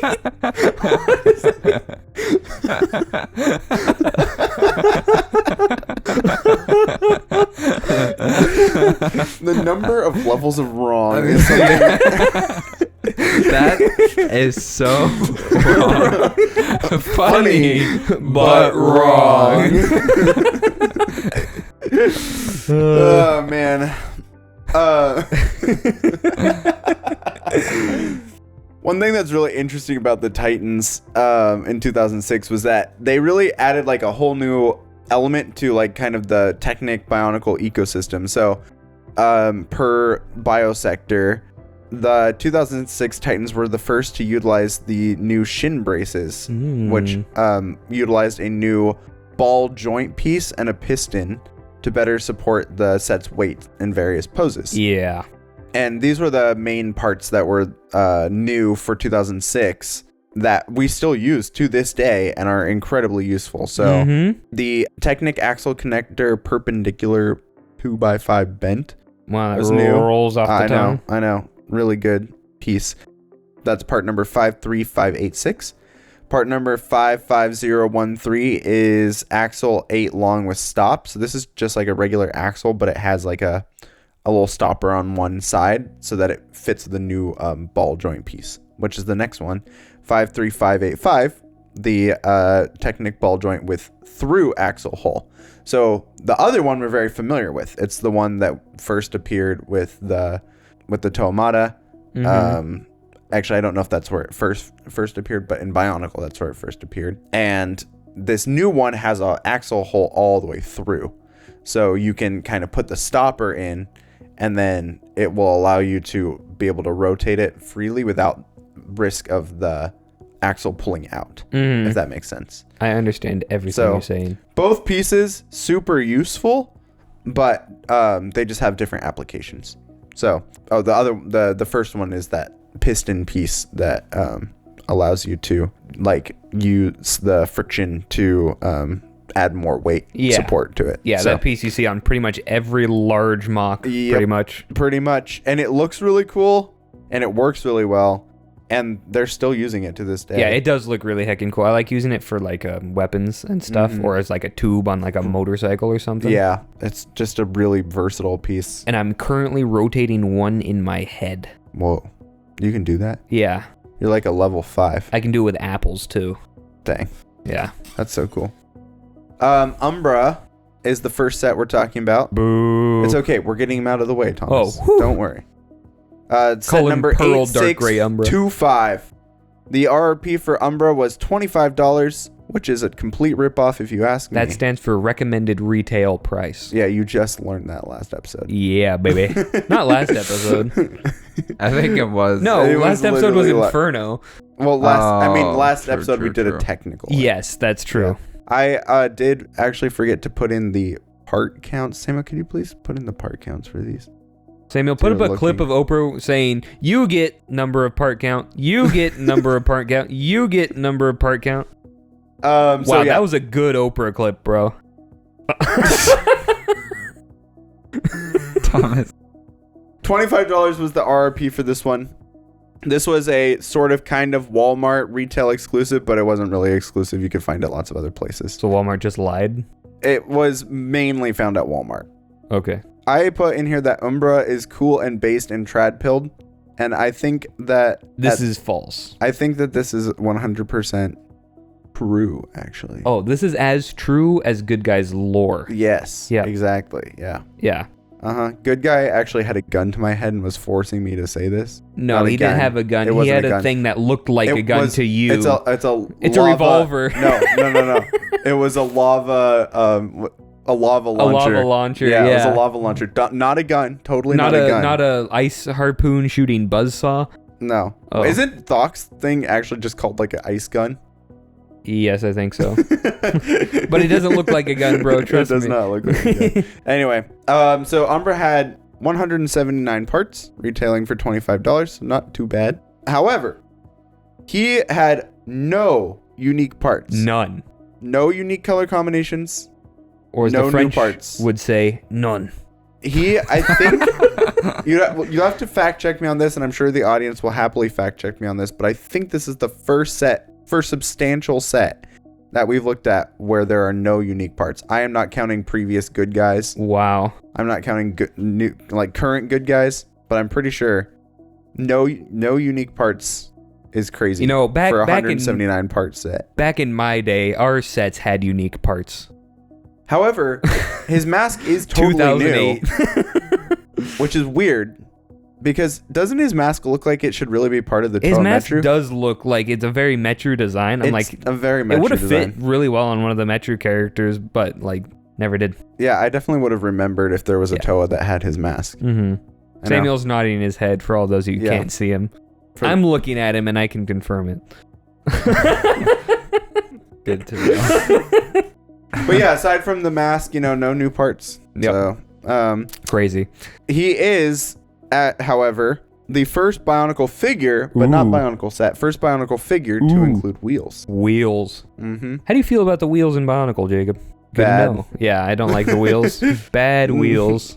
Actually, not like bad across the board. Bad because the only time we see them on a figure is with Umbra, and that's bad. Well, it's also so strange because Bionicle is generally a big foot kind of line. So having wheels on it makes you want to have the foot smaller, but then also it makes them like just weirder to pose because they're on wheels. It's true. So it's like, I don't The idea understand. is actually not necessarily bad, but it's just the execution. Also, the weird thing, Umbra has no unique parts, so why'd they give him like every color under the sun? I know. His color scheme is so weird. It's dark green, Keat orange, pearl light gray with black accents. Yeah. Which is just, why did they do that? Why did they feel the need to do that? Not to mention all the random colors, like his staff has like the blue one and and the red one. So he used Matoro's staff and then Huki's staff, which, why Huki? That one is the one that's most clearly like a specific tool. Like it's an axe, obviously an axe. Whereas the other ones, like you could have done Jalas, Yeah, I always thought it was Jalas, but now I'm like, oh yeah, it's not. So weird. And the weirdest part about Umbra, hands down, is how stupidly expensive he is on the aftermarket. $125 is on the low end for the used price. Umbra? For Umbra. What? I know. Yeah.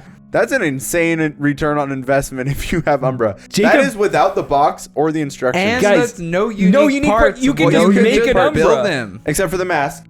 Oh yes, which is completely unique. Completely unique, never used on any other character. But it's also like I don't understand because surely buying all those parts separately, like you could do that. I genuinely don't understand it. I really don't. Nothing. Yep. Because no part is particularly expensive on him either, right?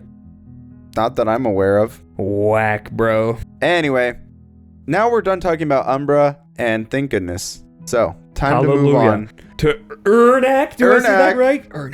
Fenrakk, set number 8926. I almost said Satan number, which kind of fits. Honestly, Fenrakk, brief side note, best logo out of all of the Titans with the logos. His logo is heckin' sick. It's so good. The gold Barraki head. Peak. Anyway, he also retailed for $25, which is actually kind of insane because that's only like $1 more than all the Barraki together that made up the set would be. Plus you get the gold mask and all this stuff. So yeah, that's weird. It's pretty cool, actually. I do like the golden Barraki mask as well. It's just, I don't know, tickles something in my brain. Something about it. It had 124 pieces and was made up of, it was a combiner. It was a Barraki combiner. So it was Radak, Vezon, and Thok. And there was actually another combiner with the other three Barraki that doesn't have like a specific canon explanation as far as I'm aware. Sorry, I may have missed what you guys were talking about during Umbra. But why is his mask... Was that a joke? Yes. Okay, just making sure, because I'm like, isn't that just for newest mask? I was researching the parts at the time, so I was not... No, see, Samuel, over what Nua's mask, he has a skin-tight mask. That makes it different. The mask of lasers, yes. Uh-huh. It's that transparent layer over the top that you cannot see, feel, or, there's no visual distinction, but it's there. And that makes it an entirely different part number. Correct. Okay. Genius. My bad. Go ahead. That's fine. So it's kind of interesting that they went with the more neutral colored Barraki combiner for Fenrakk, but it makes sense. So yeah. The set included all of the parts from the three Barraki, plus a few additional parts like the gold Thok mask, the long and short ribbed tubing, and 3 additional 3 long Technic pins. Not totally sure why, but I assume it has something to do with the connection points for the tubes. This set goes for big money on the aftermarket, just like Umbra. It's like $100 to $125 to get the set. And the mask is exclusive and very rare. Just the gold mask by itself goes for like $35. Dang. And the long pearl gold tubes can go up to $20 each. Dang. Or more, higher than that even, which is insane. Yeah.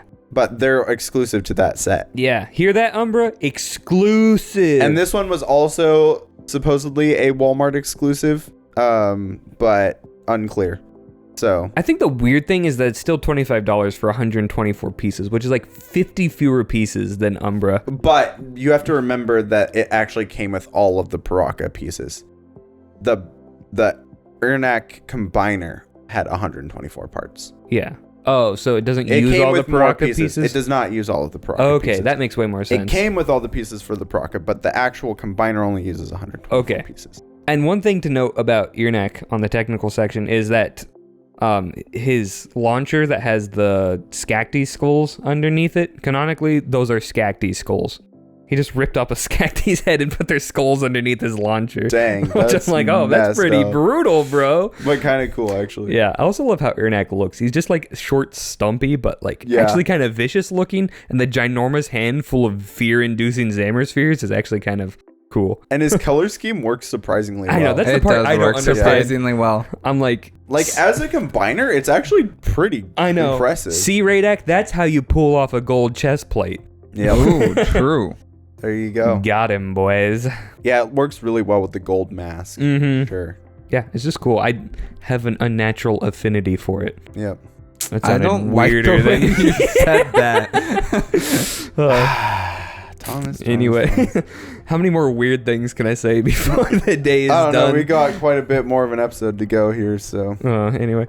All right, next up, we got set number 8733. This is, of course, our boy Axonn. It's Axonn. The recommended retail price for Axonn was $20, and he came with 196 pieces. That's crazy. Yeah, so you're telling me he's less expensive than Umbra with more pieces Correct. Yes. and doesn't look like a dumpster fire that's on fire? Sure. Yeah. Now, keep in mind that he had a wide release as opposed to Umbra's retail Axonn couldn't have any exclusive. other type of release. That's true. That's a good point. His color scheme was silver and dark red, and he had a couple of unique parts. So one of them was his mask, which was the Kanohi Road, the Mask of Truth. It isn't actually exclusive because it would also appear in the playsets of the 2006 wave. And there was one other one too. Set number 6944, Good Guy 07. Good Guy 07? Mm-hmm. Holy moly. Which we will come back to in next. Wow, I've never seen wave. such... Well, I have seen such beauty, and that's Good Guy 06, but boy, is this a close runner-up. His Axe Blade, set number 53587, is also new and also appears in another playset, set number 8624, Race for the Mask of Life. Mm. So, Comes up a lot. Axonn's pieces end up showing up in a lot of other places. Everyone wants a including piece his of mask Axonn. being used as a catapult in one of the playsets, which is kind of cool because it's like a little bit Yeah, rounded, I can see that. Yeah. so you can put Zammer spheres in there and launch them. That's funny, actually. Yeah, it's pretty funny. Like the Voya Nui Matoran, he uses a Metru head, and his mask has the kind of now standard Metru axle connection. His legs also use the new friction pin part that we're talking about, part number 53586, which allows the model to hold more weight, and it just looks He's a cool. chonky boy, and he has to hold up under the pressure. Yeah, he's heavy. Of his ginormo thighs. As a bionicle model, he is quite sturdy. Yeah. For sure. His hands are actually made up of Metru Matoran arms, and he has 4 on each hand. So he basically has 2 Matoran worth of arms and legs on each hand, which is just crazy. insane. Imagine this guy showing up and his hand is literally bigger than you. It is this. I mean, essentially, it is a Matoran-sized hand. Yeah. A Metru Matoran, not like a Voya Nui Matoran. Yeah. Or not even Or Matanui. Yeah, Matanui Matoran, like he would just look at and they'd like get incinerated or something. Absolutely wild. And that's part number 47300, by the way, if you're interested. Ooh, I was interested. And he actually does include what I put in here as a prestigious part. And this is the Pearl Light Gray Technic Lift Arm Thin 1x3 with axle holes. Whoa. which doesn't sound like a lot, and it's probably a part you've seen many times, but it shows up in so many like high profile sets. It on Brutaka, Takanuva, the original Takanuva, the shadowed one, and it also shows up on the TITANIC Hellfire droid. So what's so prestigious about this piece? I told you, it just shows up in a bunch of like really famous sets. Specifically in that color. Yeah, So this guy's specifically in that color. The Stan Lee of Lego parts, where he just shows up briefly and doesn't play an important role, But is like just in a there bunch of and- stuff. Yeah. Not like a bunch of stuff, but in just like very like notable things for some reason. It's super wacky. Yeah, kind of interesting. Anyway, Axonn goes for like $70 to $75 on the aftermarket used, so he's decent, you know. Mm-hmm. Definitely kind of a little way bit of a better deal than Umbra. Yeah. I'm not getting over that. I cannot believe how expensive Umbra is. Oh, I couldn't either. I literally had to do a double take when I saw that. I was like, you're kidding. Brutaka, set number 8734, on the other hand, I know this guy. also retailed for $20. Came with 191 pieces, Whoa. so decent little deal there. His color scheme was gold and dark blue. He also had a couple of new pieces. So his mask, the Kanohi Olmec, the Mask of Dimensional Gateways, is new. And also used the Metru head connection. It's a very wide mask. And it really like only looks good on Brutaka. Yeah. But it looks really good on Brutaka. I was gonna say, but boy, does it look good on Brutaka. So, you know, I give it a pass. It is one of my favorite masks. I do like period. it. It is just a solid mask design. It looks really cool. Yeah. And he also had a new sword part for his weapon, which was part number 54272. And this actually came in silver, and then later on we'd see it in black. And it appeared in sets like 8942 Jetrax T6 later on, 8697 Toa Ignika, 8991 Tuma in black, and even made its way into Hero Factory in 2010 with 7162 Rotor. Yeah, this piece is really good. It's a good piece. I like, love this yeah. piece. Like especially the black version with Tuma. I was like, oh my gosh. And it's just shockingly versatile for something that doesn't seem and very weighty and cool. Like it feels solid. Yeah. He also used the new friction pin piece that we were talking about because he's pretty heavy also. And he's taller, so he is taller. Definitely need that like sturdosity. Sturdishness. Anyway, sturdiness. There we go. That's the word. Yeah. I was like, his hands I didn't know are. if you guys were joking or what. Well, I was joking, but I'm also stupid. It's a potent combo. Unfortunately, unlike Axonn, Brutaka does not get articulated fingers. No. But the upshot of that is that he gets normal sized hands. The upshot is that he doesn't look like a freak. They gave all of his articulation to Brutaka. In all the places you would expect. Go back and check on our Brutaka episode if you want to understand that reference.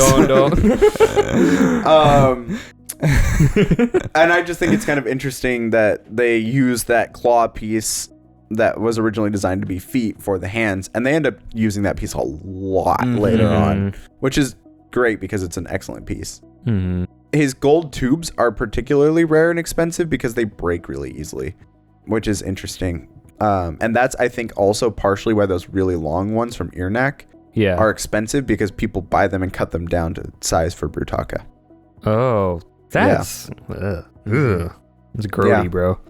Yep. Don't destroy Bionicle pieces. They're limited supply. Very limited, and getting more limited by the day. Yeah. And they don't make those tubes in Pro Gold anymore. Lego, if you're listening, please make Pro Gold tubes. 3D modelers, if you're listening, just print out these pieces. Well, that's the thing, though. You can't, because like the material is bendable. It's like flexible. And that ribbed hose is really hard to recreate. So if someone could pull it off, I'd love to see it. But like, well, I think it would be really hard to do. They could use crazy sand to recreate it, because that moves, it molds. Crazy sand. What is up with him tonight? Somebody gave him crazy I'm sand. on fire. Now, Brutaka. Audience, are my jokes on fire or what? I wish your jokes would burn. Thomas, are you a dumpster fire on fire? Brutaka goes for crazy price on the aftermarket. He is a great looking set. He's well loved as a character. $140 to $145 on the low end for a used complete Brutaka. You could buy like 1.25 Umbras for that. You can buy 2 Axons almost. I know, that's what's crazy. That he's double the price of Axonn. Yeah. Like, guys, I know he's cool, but he's not twice as cool as Axonn. I agree. Although, one thing about Brutaka that I forgot to mention is that he has a lot of rare parts, because all of his parts that are in Pearl Gold, except for the Pearl Gold Borak eyes, are actually exclusive to his set. So, I don't know exactly why that's the case, but it just is. They never used those pieces again in Pearl Gold. They're really also super useful pieces, so I can see why he'd be more expensive just for part value alone. Yeah. Axonn doesn't really have any exclusive pieces that are like super notable. So, yeah. Next up, we got Vezon and Fenrakk, set number 8764. The recommended retail price for this was $30, and you got 281 pieces. It's still so crazy to me back then, like, Bionicle's like, man, this is our big ticket item. $30. I know. It'd be, what, 80 today? Yeah. And then the Manus back in, like, 2001 are like, yeah, we're $80. What are you going to do about it? We're going to bankrupt your whole family. Really So good point. I know. When I saw the price for Vezon Fenrakk, I was like, seriously? $30?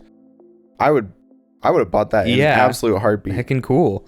Yeah. I always thought they were like 40, 50. Yeah, totally.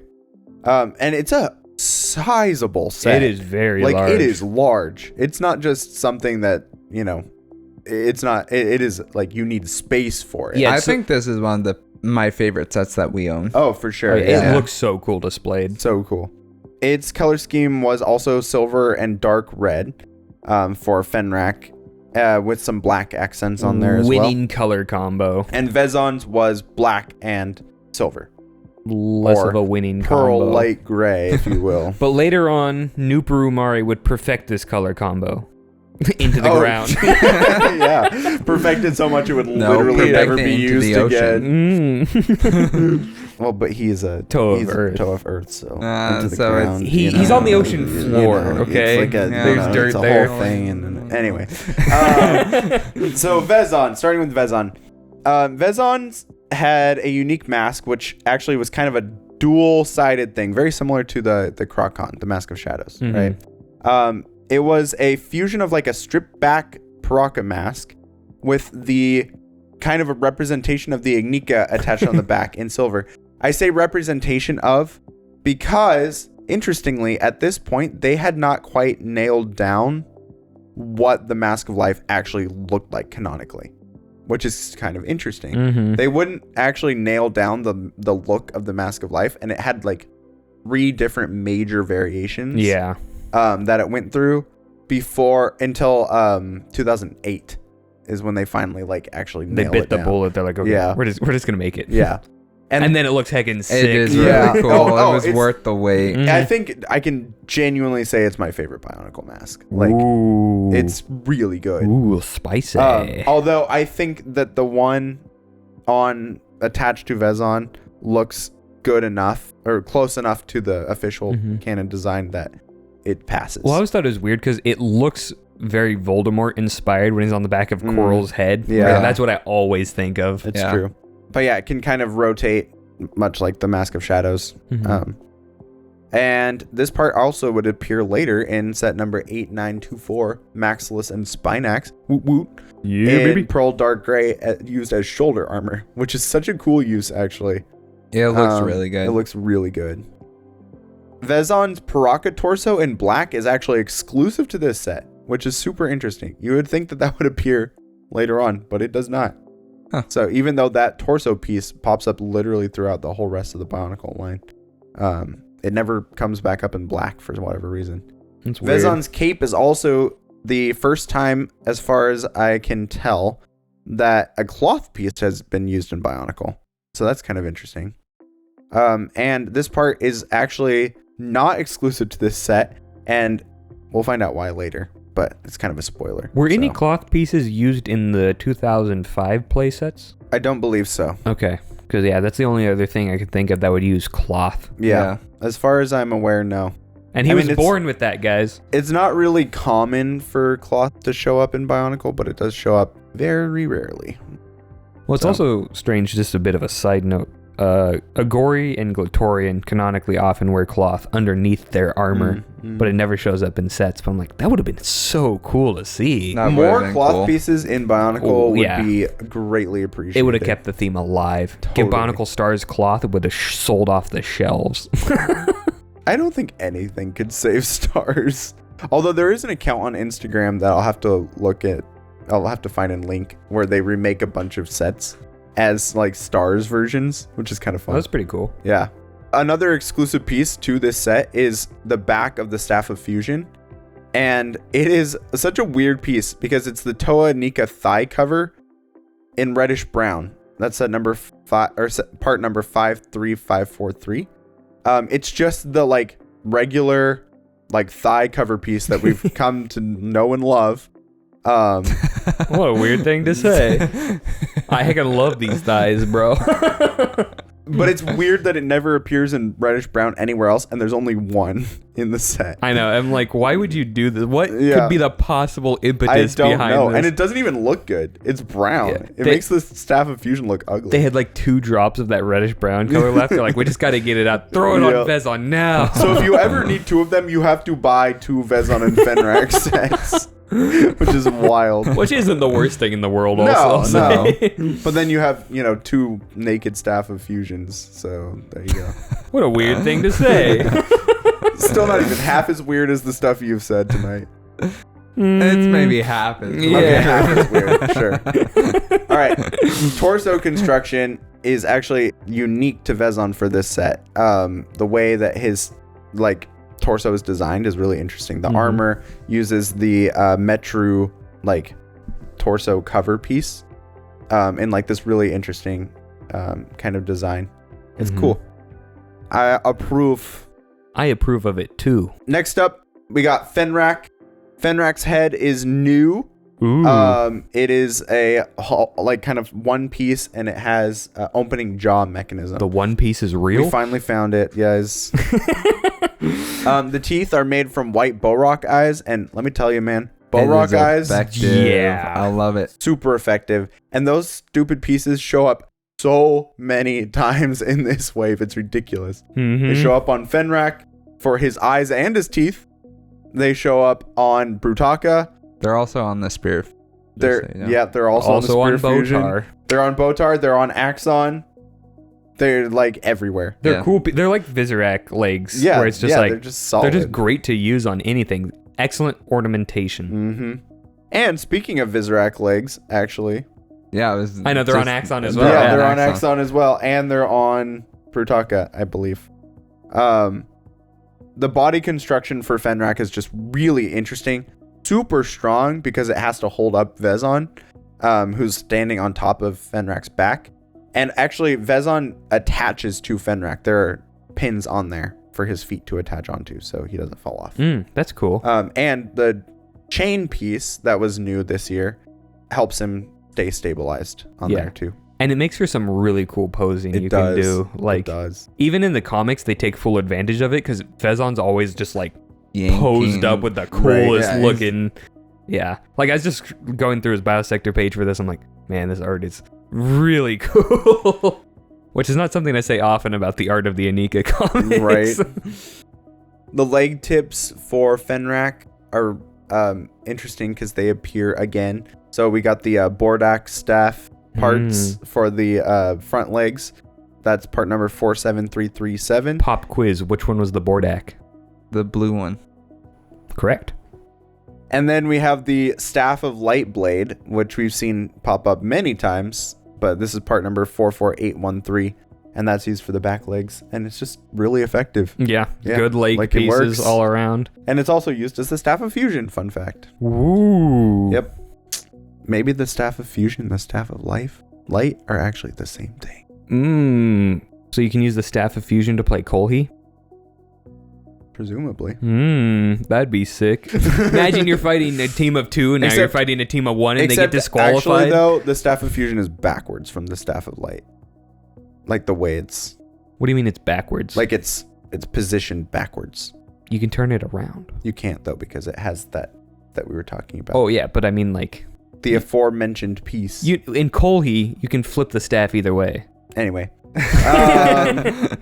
So this set also goes for about $125 used on the aftermarket. So unfortunately... You can buy 1 Umbra or 1 Vezon and Fenrakk. For the first time since we've really been doing this, aside from like that very first wave, these are not affordable. Like, if you want to get the Titans, which they are some of the best, pay through the nose. You're gonna pay through the nose because they are expensive.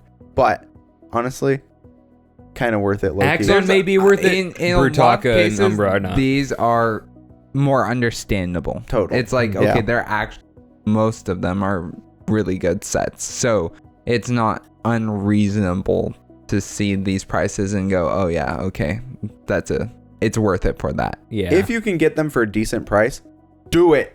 Do it because they are... Do it now. There's sets that I just enjoy looking at, and they're fun to play with, and they're sturdy. Yeah, we've had them in the studio like since we started, and they're just so heckin' cool. They're just good sets. Just solid sets. I think Vezon and Fenrakk would be one set that if I had a lot of money, I would be tempted to buy new, because I would just like that experience from the start. And yeah, it'd be kind of interesting, but they're expensive new.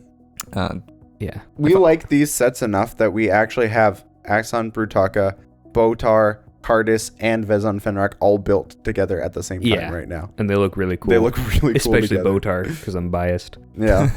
Well, I'm biased because Botar looks great. I also color swapped my Kardas a little bit to get rid of some of the weird blue pieces because the red just looks cooler, but yeah. Agree to disagree. Anyway. Yeah. A couple of little bonus ones that we got here. Botar is the Axonn and Brutaka combiner. Yeah, baby. Instructions are super easy to find online if you want to. He looks really cool. He does look super cool. I do really like Botar. They use a similar mouth design that they use to Fenrakk. It's just smaller a little bit. And compared to his tiny like head and eyes, it looks so funny. It looks funny, but it like somehow works. Yeah, very menacing. Yeah. I don't know. It's interesting. Botar's an enigma. Vezon and Kardas is the Axonn Brutaka and Vezon Fenrakk combiner. Kardas, so cool. Kardas is really cool. Really cool. I'm not as crazy about Kardas as you two, but I still really like him. If you like big ol' heckin' dragons, you will like Kardas. That's all there is to it. It's just cool. Like, yeah. I said, I recommend doing a little color swap because I think the blue is a little jarring. But if you can, it's really easy to find like alternate parts for it. So I would strongly recommend it if you have the ability to do it. Fun fact about Vezon and Kardas, this set, they were also sold together as a separate set number 10204. Takuda Nuva style. Yep. Exactly. It's weird how why do they do that? I don't know. It is just to like, if there's a really cool combiner, just to give people the opportunity to get them all at once.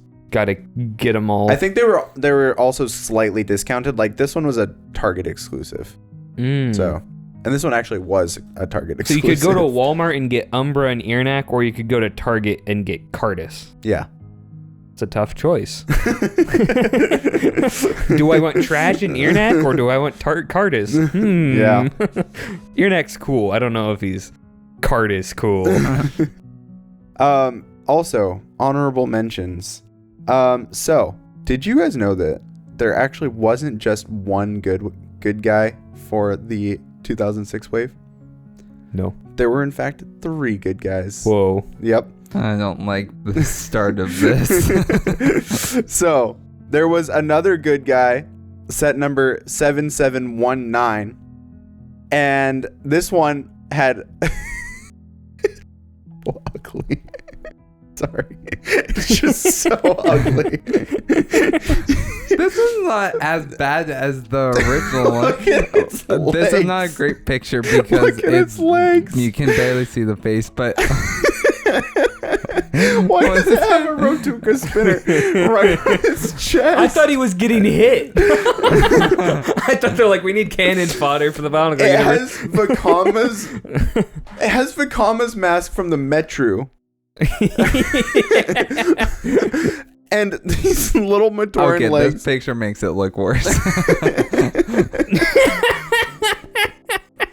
And then there was another one, set number 7716, that had Nuju's mask.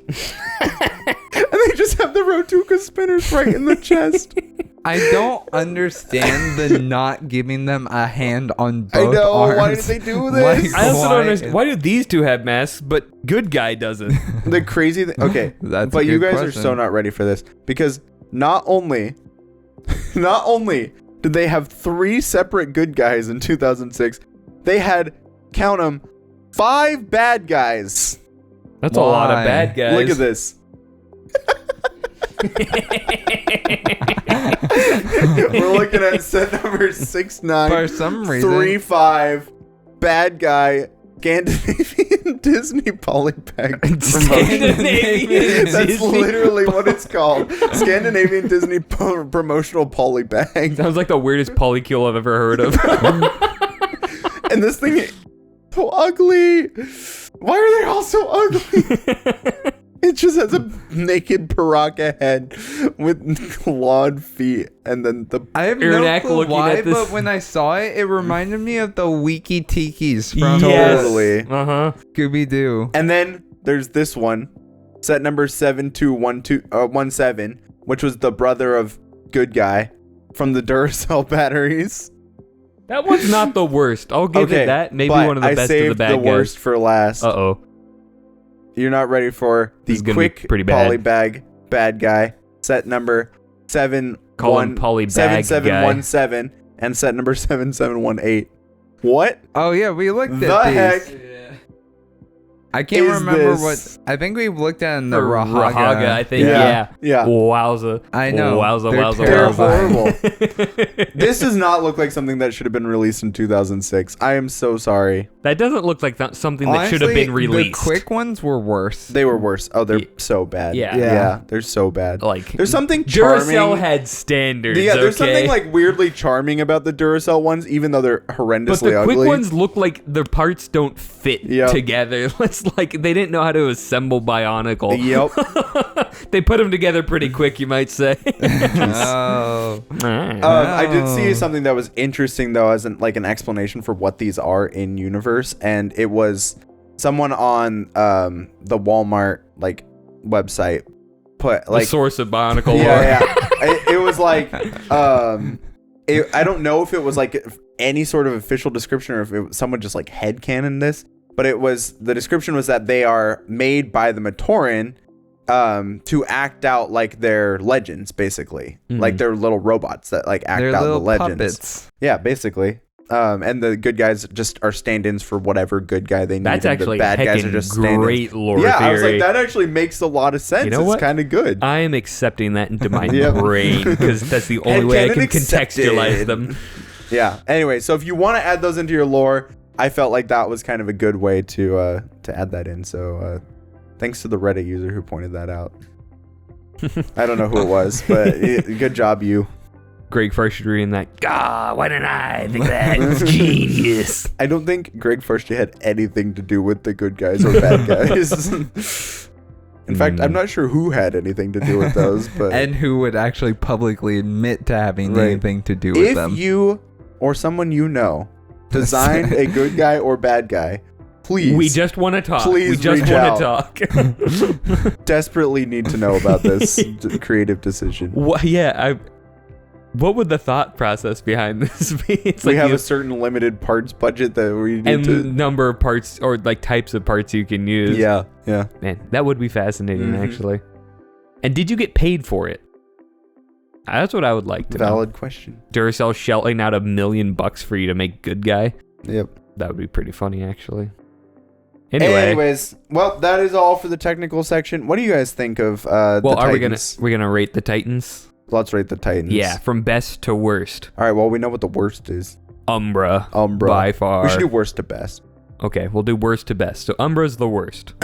Easily, not easy close. agreed. It's like Nuju, Hortica, rest of everyone else level of gap. From here, it gets really hard for me. Are you including the combiners? Let's Or- include the combiners. The combiners are good enough that I think they deserve inclusion. Yeah. I think honestly, Brutaka might be next for me. It's either Brutaka or, I mean, maybe. I think I would Probably put Axonn. I would put Ernak. Ernak. Yeah. I would put Ernak. Ernak I can part I think with. I would actually put Botar. You I'm sorry, better Thomas. not put I'm sorry, Botar. I'm sorry, Thomas. Samuel, is it Ernak or Botar It's going in Ernak. second worst? Okay, Ernak second All right, worst. okay. I think Ernak. I could live with that. Okay. I think I gotta put Botar in third worst then. Maybe. I Yeah. don't know. Like, It's the color scheme. the problem it's the color I have scheme. with Brutaka is that Brutaka is cool, but could be so much cooler, I think. What do you mean? Is not in design, just in bulkiness, and like I feel like the part count really let Brutaka It does down. hold him back a smidge. Yeah. And so that's why it's nothing specific, like it's not something they did wrong. It's just that he doesn't live up to the idea of him that I have in my head, right? So he doesn't look quite as powerful as I believe him to be, or that even the story portrays him as. He doesn't look quite like he has that power. Whereas Axonn does. Like Axonn is, since he's squatter, like they were able to kind of make him look a little bit more solid and Yeah. powerful. And so Axonn doesn't disappoint me in that way, whereas Brutaka does. So that's why I would put Brutaka lower, whereas I have lower expectations for what Botar should look like, and Botar meets them though. Like, you know what I'm saying? Yeah. I understand what you're saying. Jacob, what do you say? I have to stick with my original. Botar? Yeah.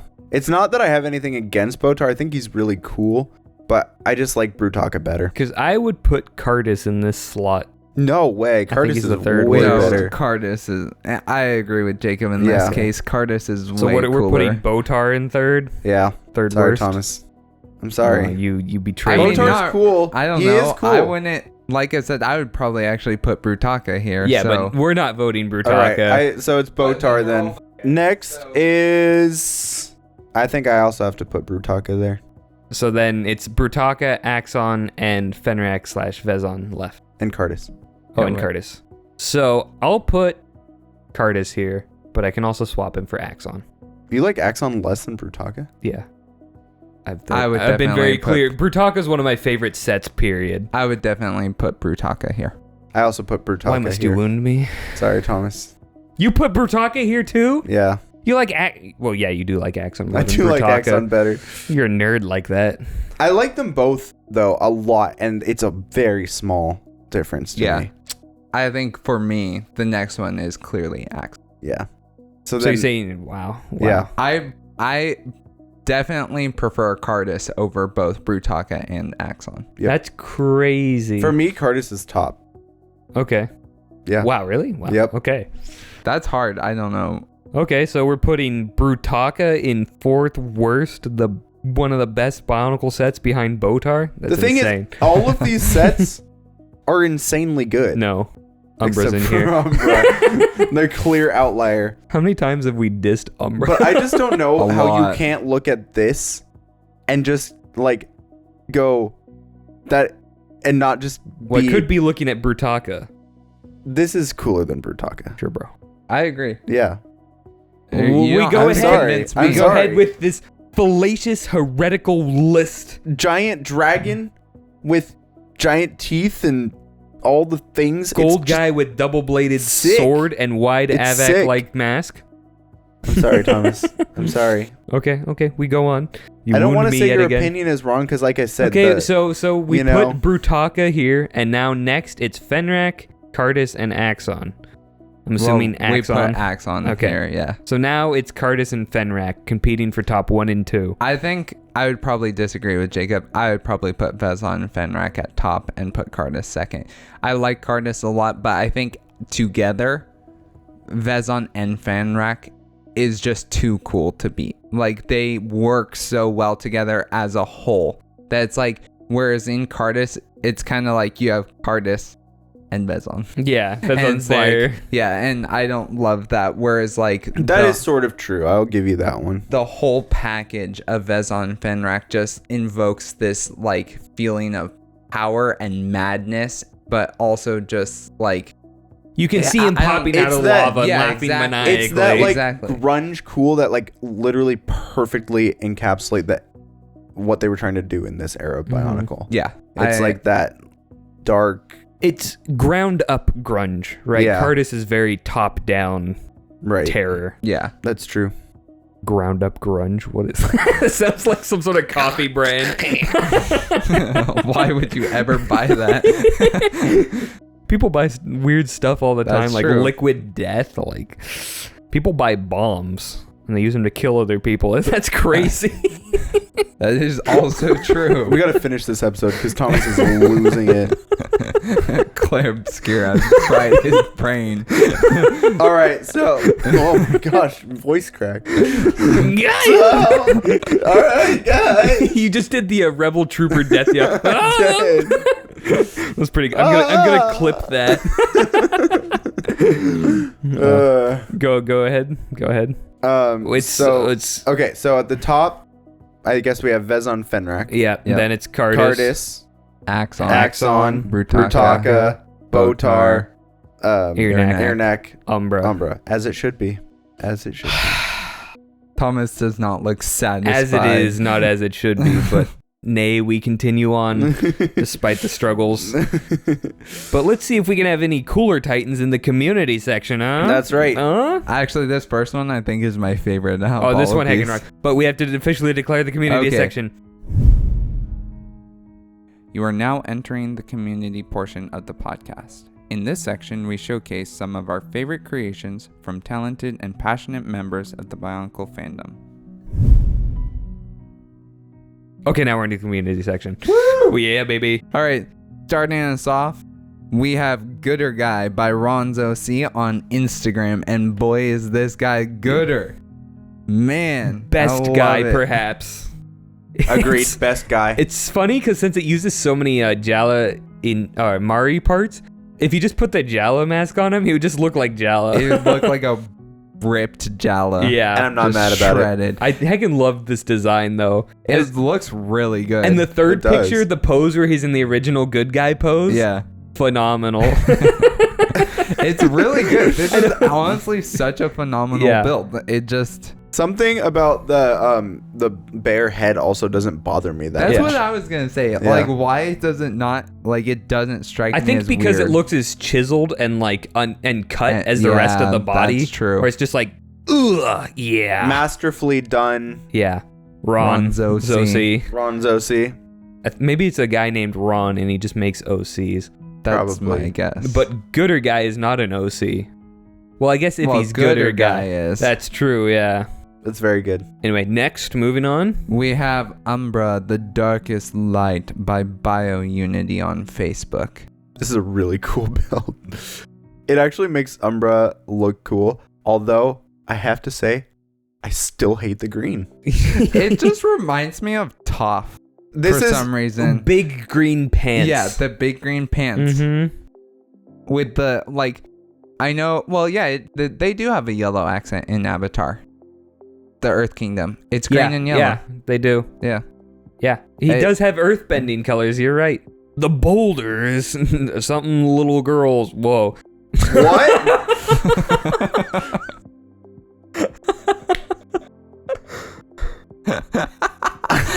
It's a good thing we don't do this live.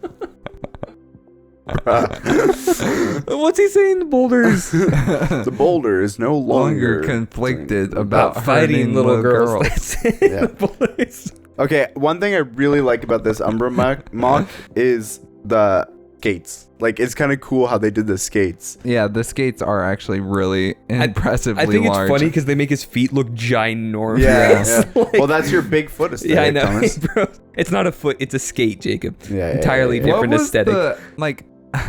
what was the reason for giving him the dual colored or like the different Who colored the blades. heck knows? Only It looks so bad. Like It does. honestly, if they were both red and both blue, Umbra would have looked way better. I also want to clarify, none Yeah. of this is a criticism of this mock at all. Yeah, the mock is excellent. The mock is it's very the well done. stupid choices You were- of the designers, the color scheme choices of the faithful original to your designers. detriment.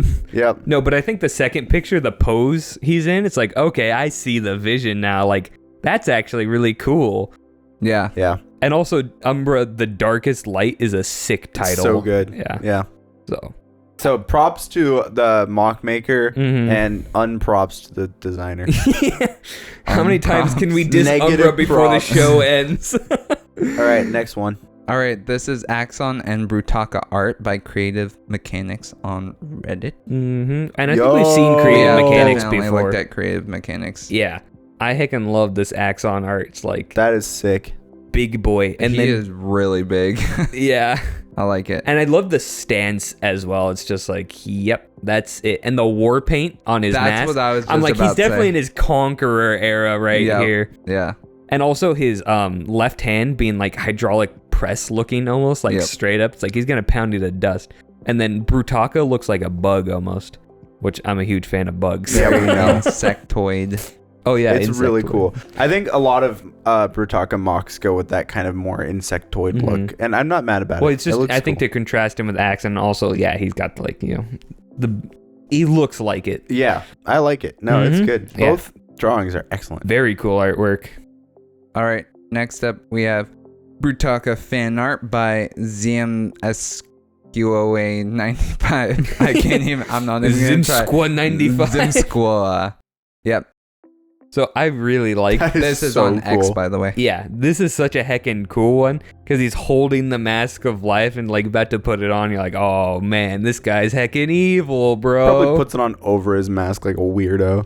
That's what the Vahi did. Maybe all legendary masks you just put over your normal mask. It could be. No, that's not true, but it's funny. And I just love the pose on this one. Like Brutaka, He's like with the dark kind of like. he looks almost he's backlit. resigned to it. Yeah, right? yeah. He's like, Madanui's dead. I'm going for it. There's right? also something like very. I don't know what it is, but there's something like very, like that 2000s era Lego about that particular pose. I don't know what it is that's giving me that like nostalgic vibe about that. But One thing I also really like is since he has those weird claw things for hands, he's almost delicately holding the mask of life, right? He's just like, all the power in the universe has to be delicately used and touched before it's about to go on his face. I don't know. It's just, it seems poetic. to anyone me in a else sense. missing the 2000s now? I am.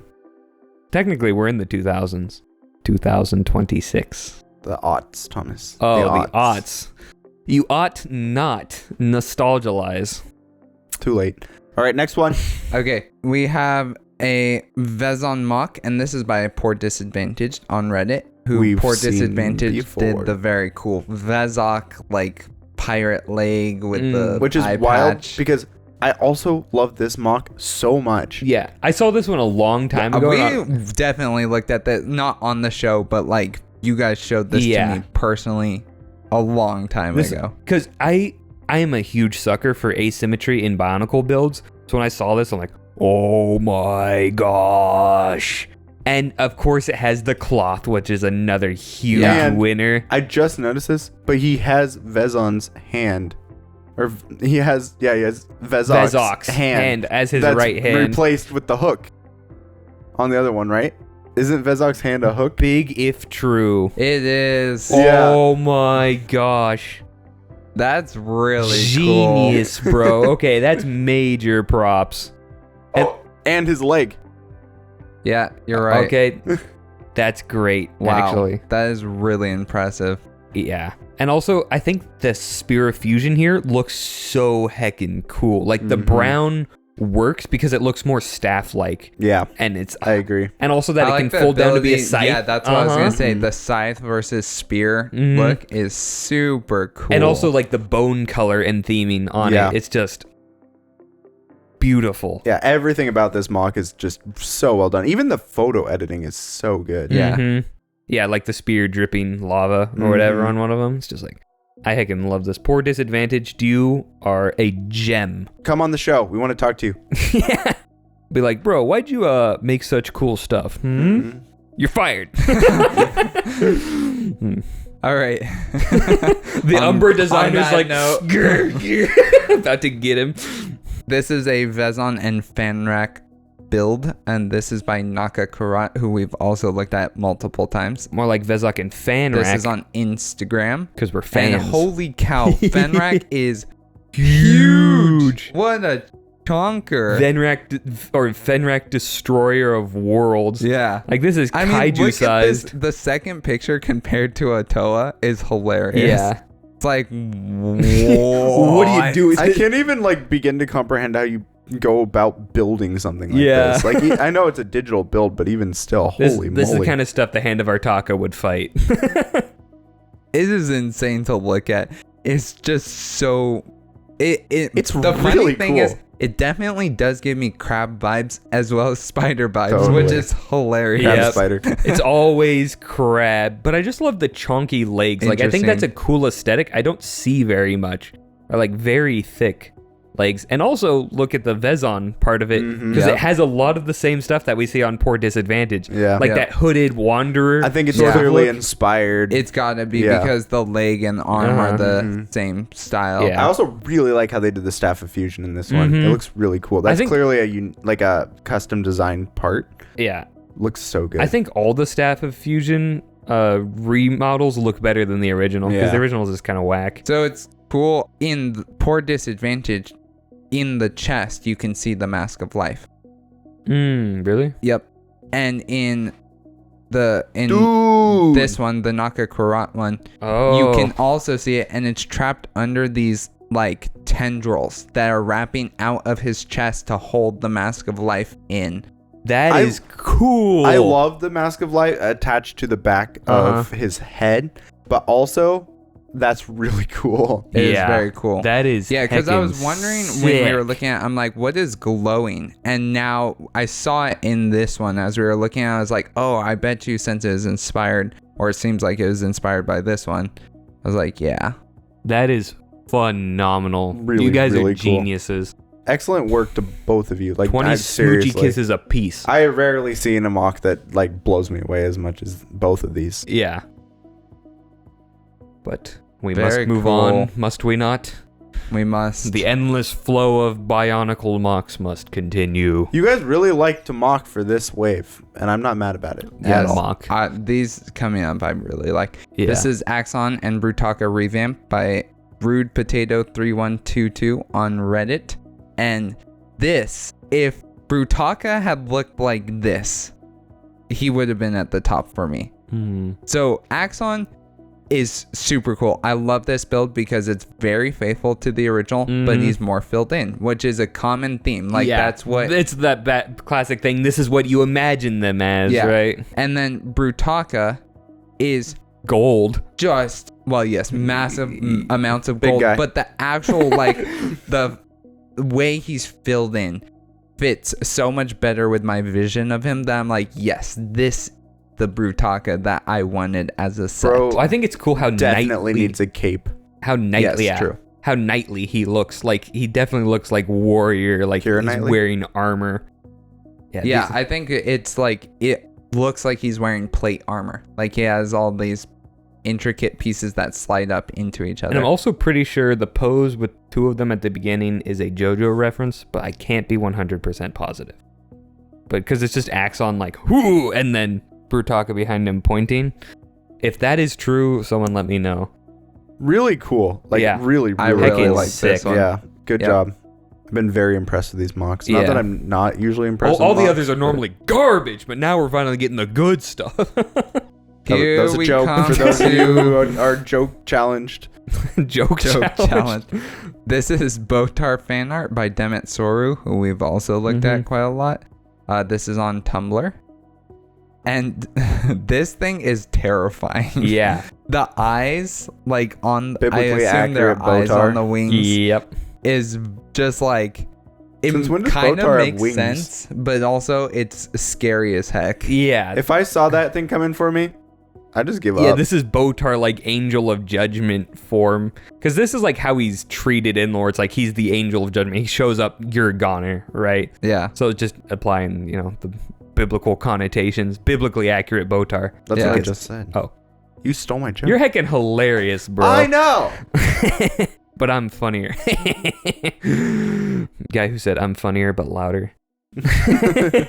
And then there's another cool picture of that on Reddit, or not of that, of a different like picture, but same different- concept by Demetsaru as well. And it's super tall, skinny Botar. I kind of want to make a mock of this version. I know. I'm like, this I is would so actually cool. make a really cool And we mock. need more Botar mocks and fan art. There More was not Botar enough. mocks. Yes. More Botar mocks. Please, because I heckin' love Botar, and I need more. And also, Thomas cannot mock for the life of him. yeah, I can't. And if you are interested in more Botar content, Hiroa Nuva has a Botar video. It's wonderful. All right. We have Vezon and Kardas by Tolerant Axe 97 on Flickr. This one is very, like, it reminded me of the brick-built Brutaka that we looked at a long time ago, because this one's, like, pretty much all brick-built.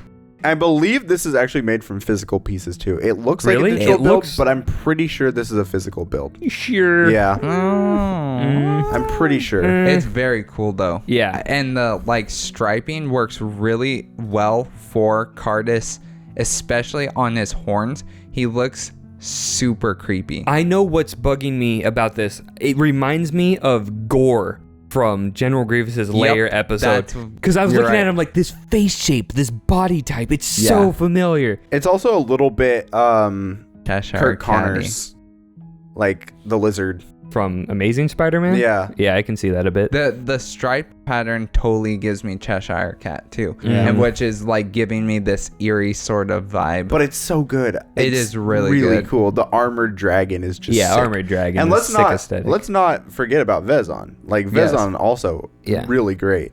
Joted with the sauce, as they say. They do say that. And they don't say that. Oh, are you they? Hmm? Next up, we have Axonn by Wombat Combat Pictures. On Wombat Combat. We know him. We love him. Wombats or combats? Both. Oh, that's Oh. interesting. So this one is also, it's kind of like the other one where he's a little bit more filled in, but rebuilt. Definitely, like his build looks different. And the hands on this make way more Yeah, sense. they so make a that's lot what I more said was sense. interesting when I looked at it. I'm like, oh, the hands. That's cool. That's I a just cool think way this of one doing is it. just kind of a more cohesive looking Axonn. Like it's very sleek. it's not in your face. Well, it's more compact. It's more Yeah. filled in. Mm-hmm. Yeah, I This like looks it. more like it could have been a set. Right. Uh-huh. Yep. Like the other one we looked at is more like a fan build. Yep. And this Mhm. one's like a fan build, but you wouldn't have been surprised to see this as like a more expensive set. Yeah, I agree. Like Anniversary Edition UCS sort of set looking thing. I could see it. Yeah. I love it. Very cool. Is his nickname really the Pensive Paladin? I mean, that's not an official nickname, but it's heckin' sick. That is very cool. Good job on the nicknames, guys. The naming of today's community has been very good. Second to last, we have Ernak, and this is by Peter Shaika What? on Instagram. This is so funny. I just The madness. It's like very jokery. This is if Mavra was Irnak. He's just like a goofy guy. I like how he just carries all the Zamor spheres in him because like that makes more sense Yeah. based off of what we were saying. Like he just can Yeah, then it's just materialize pumping Zamor out, spheres. which Did you I love notice this how cannon his design. spines are also little hands? Oh, that the spines are holding the goggles up to his face. Oh, that's so cool. That is actually It's crazy. so insane. I love the playfulness of this build, man. Yeah. I sound like I'm on Brickmaster. Right. Yeah. I'm Brickmaster Jamie. I love the playfulness of this build. I'm Brickmaster Amy. I love the playfulness of this build. He I didn't do even not try. remember what she sounds No. like, bro. Well, she has a Scottish accent to I'm start. So. Brickmaster Amy. I love the playfulness of this build. Just goes I- Braveheart immediately. Get me a Scottish beer. Oh, yeah. Amy and Jamie, if you're watching this show, I'm sorry. On behalf of Thomas. No, Amy and Jamie would be like, I love the playfulness of this guy's banter. No, but honestly, yeah, this build is actually it's really fun. It's phenomenal. Yeah. And the Good job. Joker's Guys, color we scheme. need to level up our mock game. Really Yeah. do. We just really need do. to be able to do stuff like this. Well, you love can do it. You just need to be better at building, Samuel. Out. Listen, you, Mr. Wumpa. What? Hey, the Wumpa was artistic genius, okay? And you guys will never see the Wumpa because it's gone. It got gutted. It got.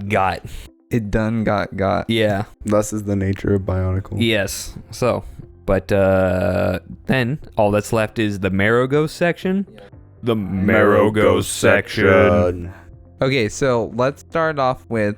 I'm going to start off with Axonn and Brutaka because this one is very different. And I like it. I remember, like... Whoa. It's like feminine Axonn. It's... Well, wait till you see Brutaka. But when we were talking about this, Marrow Ghost said that they specifically made it Karapar species. Like, they wanted Axonn to be a Defined member species. of that species. And so, which is interesting because like it's giving Axonn a defined species, even though we know that he's not. He's an unknown species. Exactly. Yes. And so it's an interesting choice. I think it looks pretty cool. Yeah, I like it. The overall build is very nice, and it's interesting because he is definitely slimmer than like some of the other ones, but he still looks very powerful. I like that he looks more armored almost, right? Because like Karapar, who is very armored, he's got those very bulky joints that look specifically sturdy. Yeah. Right. So I think that plays into like the brute sort of aesthetic. But this is Brutaka. That is really cool. Again, we had some discussion, and Marrow Ghost was saying that like they don't know why it came out so feminine, but they're like, yeah, it kind of works. It's very like schemy villain sort of walk, especially that strut. It's just like but the actual build is so impressive. Yeah. Like apart from the pose, that the build looks really nice because again, it's giving that filled in detail, but looks so powerful and not quite as bulky as the other one we saw. It looks sleek. It looks sleek. And I especially love the use of the Knights Kingdom shin piece in gold because that is a great piece and it definitely fits the armor aesthetic of Brutaka, right? This is such a great build. Holy cow. I like this one quite a lot. Excellent job. Well, we have 3 more really quickly. Ooh. So the reason I say these 3 for last is because one is the Dark Hunter Shadow Stealer, one is Botar, and one is Umbra. And the reason I'm putting them all together is because Marrow Ghost said that they didn't like how Umbra was his own species and that Botar was a species, because Botar's so powerful that it's like there are more of them. Yeah, there should only be one roaming Botar out there, right? So what they decided to do is make Shadow Stealer, Botar, and Umbra all part of the same species. I think. They definitely all share the same design language, and I can't remember. They're all individual beings built by the Great Beings as they experimented with elemental light and shadow. This is a direct quote, by the way. Umbra being filled with elemental light. The one who would go on to be called Shadow Stealer would be filled with elemental shadow, and Botar would be filled with both. And so they were all, I guess they're not part of the same species, but they were all designed as individual beings with the same sort of look to them. And so we'll start off with Botar. This is Botar. Oh, cool. Whoa. So they all share this like rabbit-like aesthetic, which is very, very different. But I like in this image how you get the like really creepy Botar like feeling. The teeth, man, that is cool. So it like reimagines his persona as it gives him a the persona. Botar that we know of. And I also like yeah. the rabbit aesthetic because rabbits are like jumpy, twitchy, fast and forth, which for an instant teleporter makes a lot of sense. Yeah, which also works well for Umbra. Same sort of general design. Oh, that makes sense. plays into like the honorable warrior aesthetic, but also like poised and ready to rock and roll. That's cool. I think in this case, Color scheme actually looks decent. I was gonna say it looks much better, just making it's just it simpler. the Zactan color scheme. Yeah. More or less. Yeah, I like this one, and the staff is pretty cool too. It's simple. It's just straightforward, no nonsense. Like it. And then, I've never thought of rabbit designs in Bionicle, but I think they actually work pretty well. Yeah, it kind of works. I think Shadow Stealer is probably my favorite actually of the three. Oh, that's cool. Okay, and that's really cool because Shadow Stealer was also a member of the Hand of Artaka. Oh, interesting. Yeah, so making them all three makes a lot of sense. Very cool. And he can teleport through shadows. So. All right, Mario Ghost, we see you. Yeah. We see you. So these were all tied together, which is cool. why I went. That is cool. I like that concept. Yeah. Yeah. I think this is executed quite well. Where do you get your ideas? Yeah, tell us. Greg's behind. There's one more. There's gotta be one answer that. Don't answer that. All right. Greg's like, where's my toilet paper? You are in rare form tonight. Holy moly. I mean, today. Any closing thoughts before we end? I just can't get over how good these sets are. Yeah, minus Umbra. I think just as sets and characters, they're peak. It's just probably the best we've seen of the Titans. Like, yeah. And there's we say this with the knowledge that there's a lot more good stuff to come as well in the future. Yes. But so it's not like this is like the best it gets. Yeah, even though we've hit Mount Everest, we're still in the Himalayas after this, okay? Right. Like, it's high up. And I mean, there are going to be other Titans that are cooler than these, I think, in my opinion. At least one. Like, individually. Yes, but as a whole, these are just the most together. They just work well. They're not disappointing as sets, and they're not disappointing as characters. Yes, with the exception. Yeah. Right? And it's like, so, I mean, because the most we've seen up to this point as far as Titans was probably in 2005 with Kitongu and all those. Yeah. Which are It's good Titans. They're pretty good Titans. But like Kitongu up against like Brutaka, it's like it's not even. Not even. Yeah, that's why. Like it is. They were cool then, but now we've seen even cooler. Because these Titans definitely feel like the modern age, whereas like the 2005 Titans still feel old. Yeah, old. Mm-hmm. Yeah, it's really weird actually when you think about it like that. Yeah, You're right. That's how I think of kind of 2006 just generally, is it feels like the modern era Bionicle. Yeah, it definitely does. Because this is being when like exactly halfway through makes sense. Well, it's also I think when they start using old parts with such great confidence, like looking at Axonn, like how they use all the different parts from the different eras just feels so natural. Mm-hmm. Yeah. Right? It doesn't like feel forced or any way like they were limited by the parts they had. Like they finally now have enough to like, we can just go crazy. Yeah. Agreed. Well, with that all being said, good night, Metro Nui. Wow. This brings us to the end of today's podcast. If you enjoyed the discussion, please follow us on Spotify or Apple Podcasts. If you like to watch instead of listen, you can also find us on YouTube. The Barraki Talk Show is only made possible thanks to viewers like you. Thank you. Did you see that comment about which Baraka was the most smoochable? No.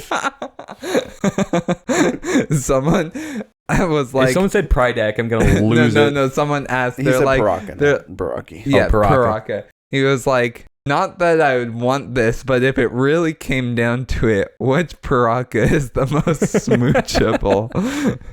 I said AVAC, obviously, because he has those presumably massive lips. He got the wide lip. Mwah. All right, I know, that's what my answer instantly would have been. I'm like, AVAC. And also, he's the one you would most want to smooch, because like he's the most redeemable of them all.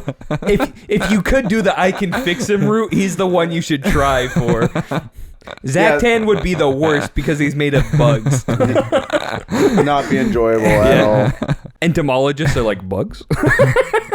This has got to be one of the weirder conversations we've ever had. Entomologists are like bugonical. Somebody stop feeding Thomas the happy juice. Feeding feet.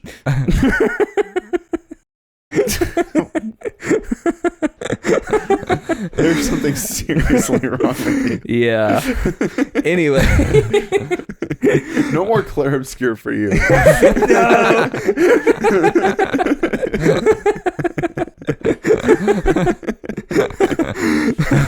Darn you, France.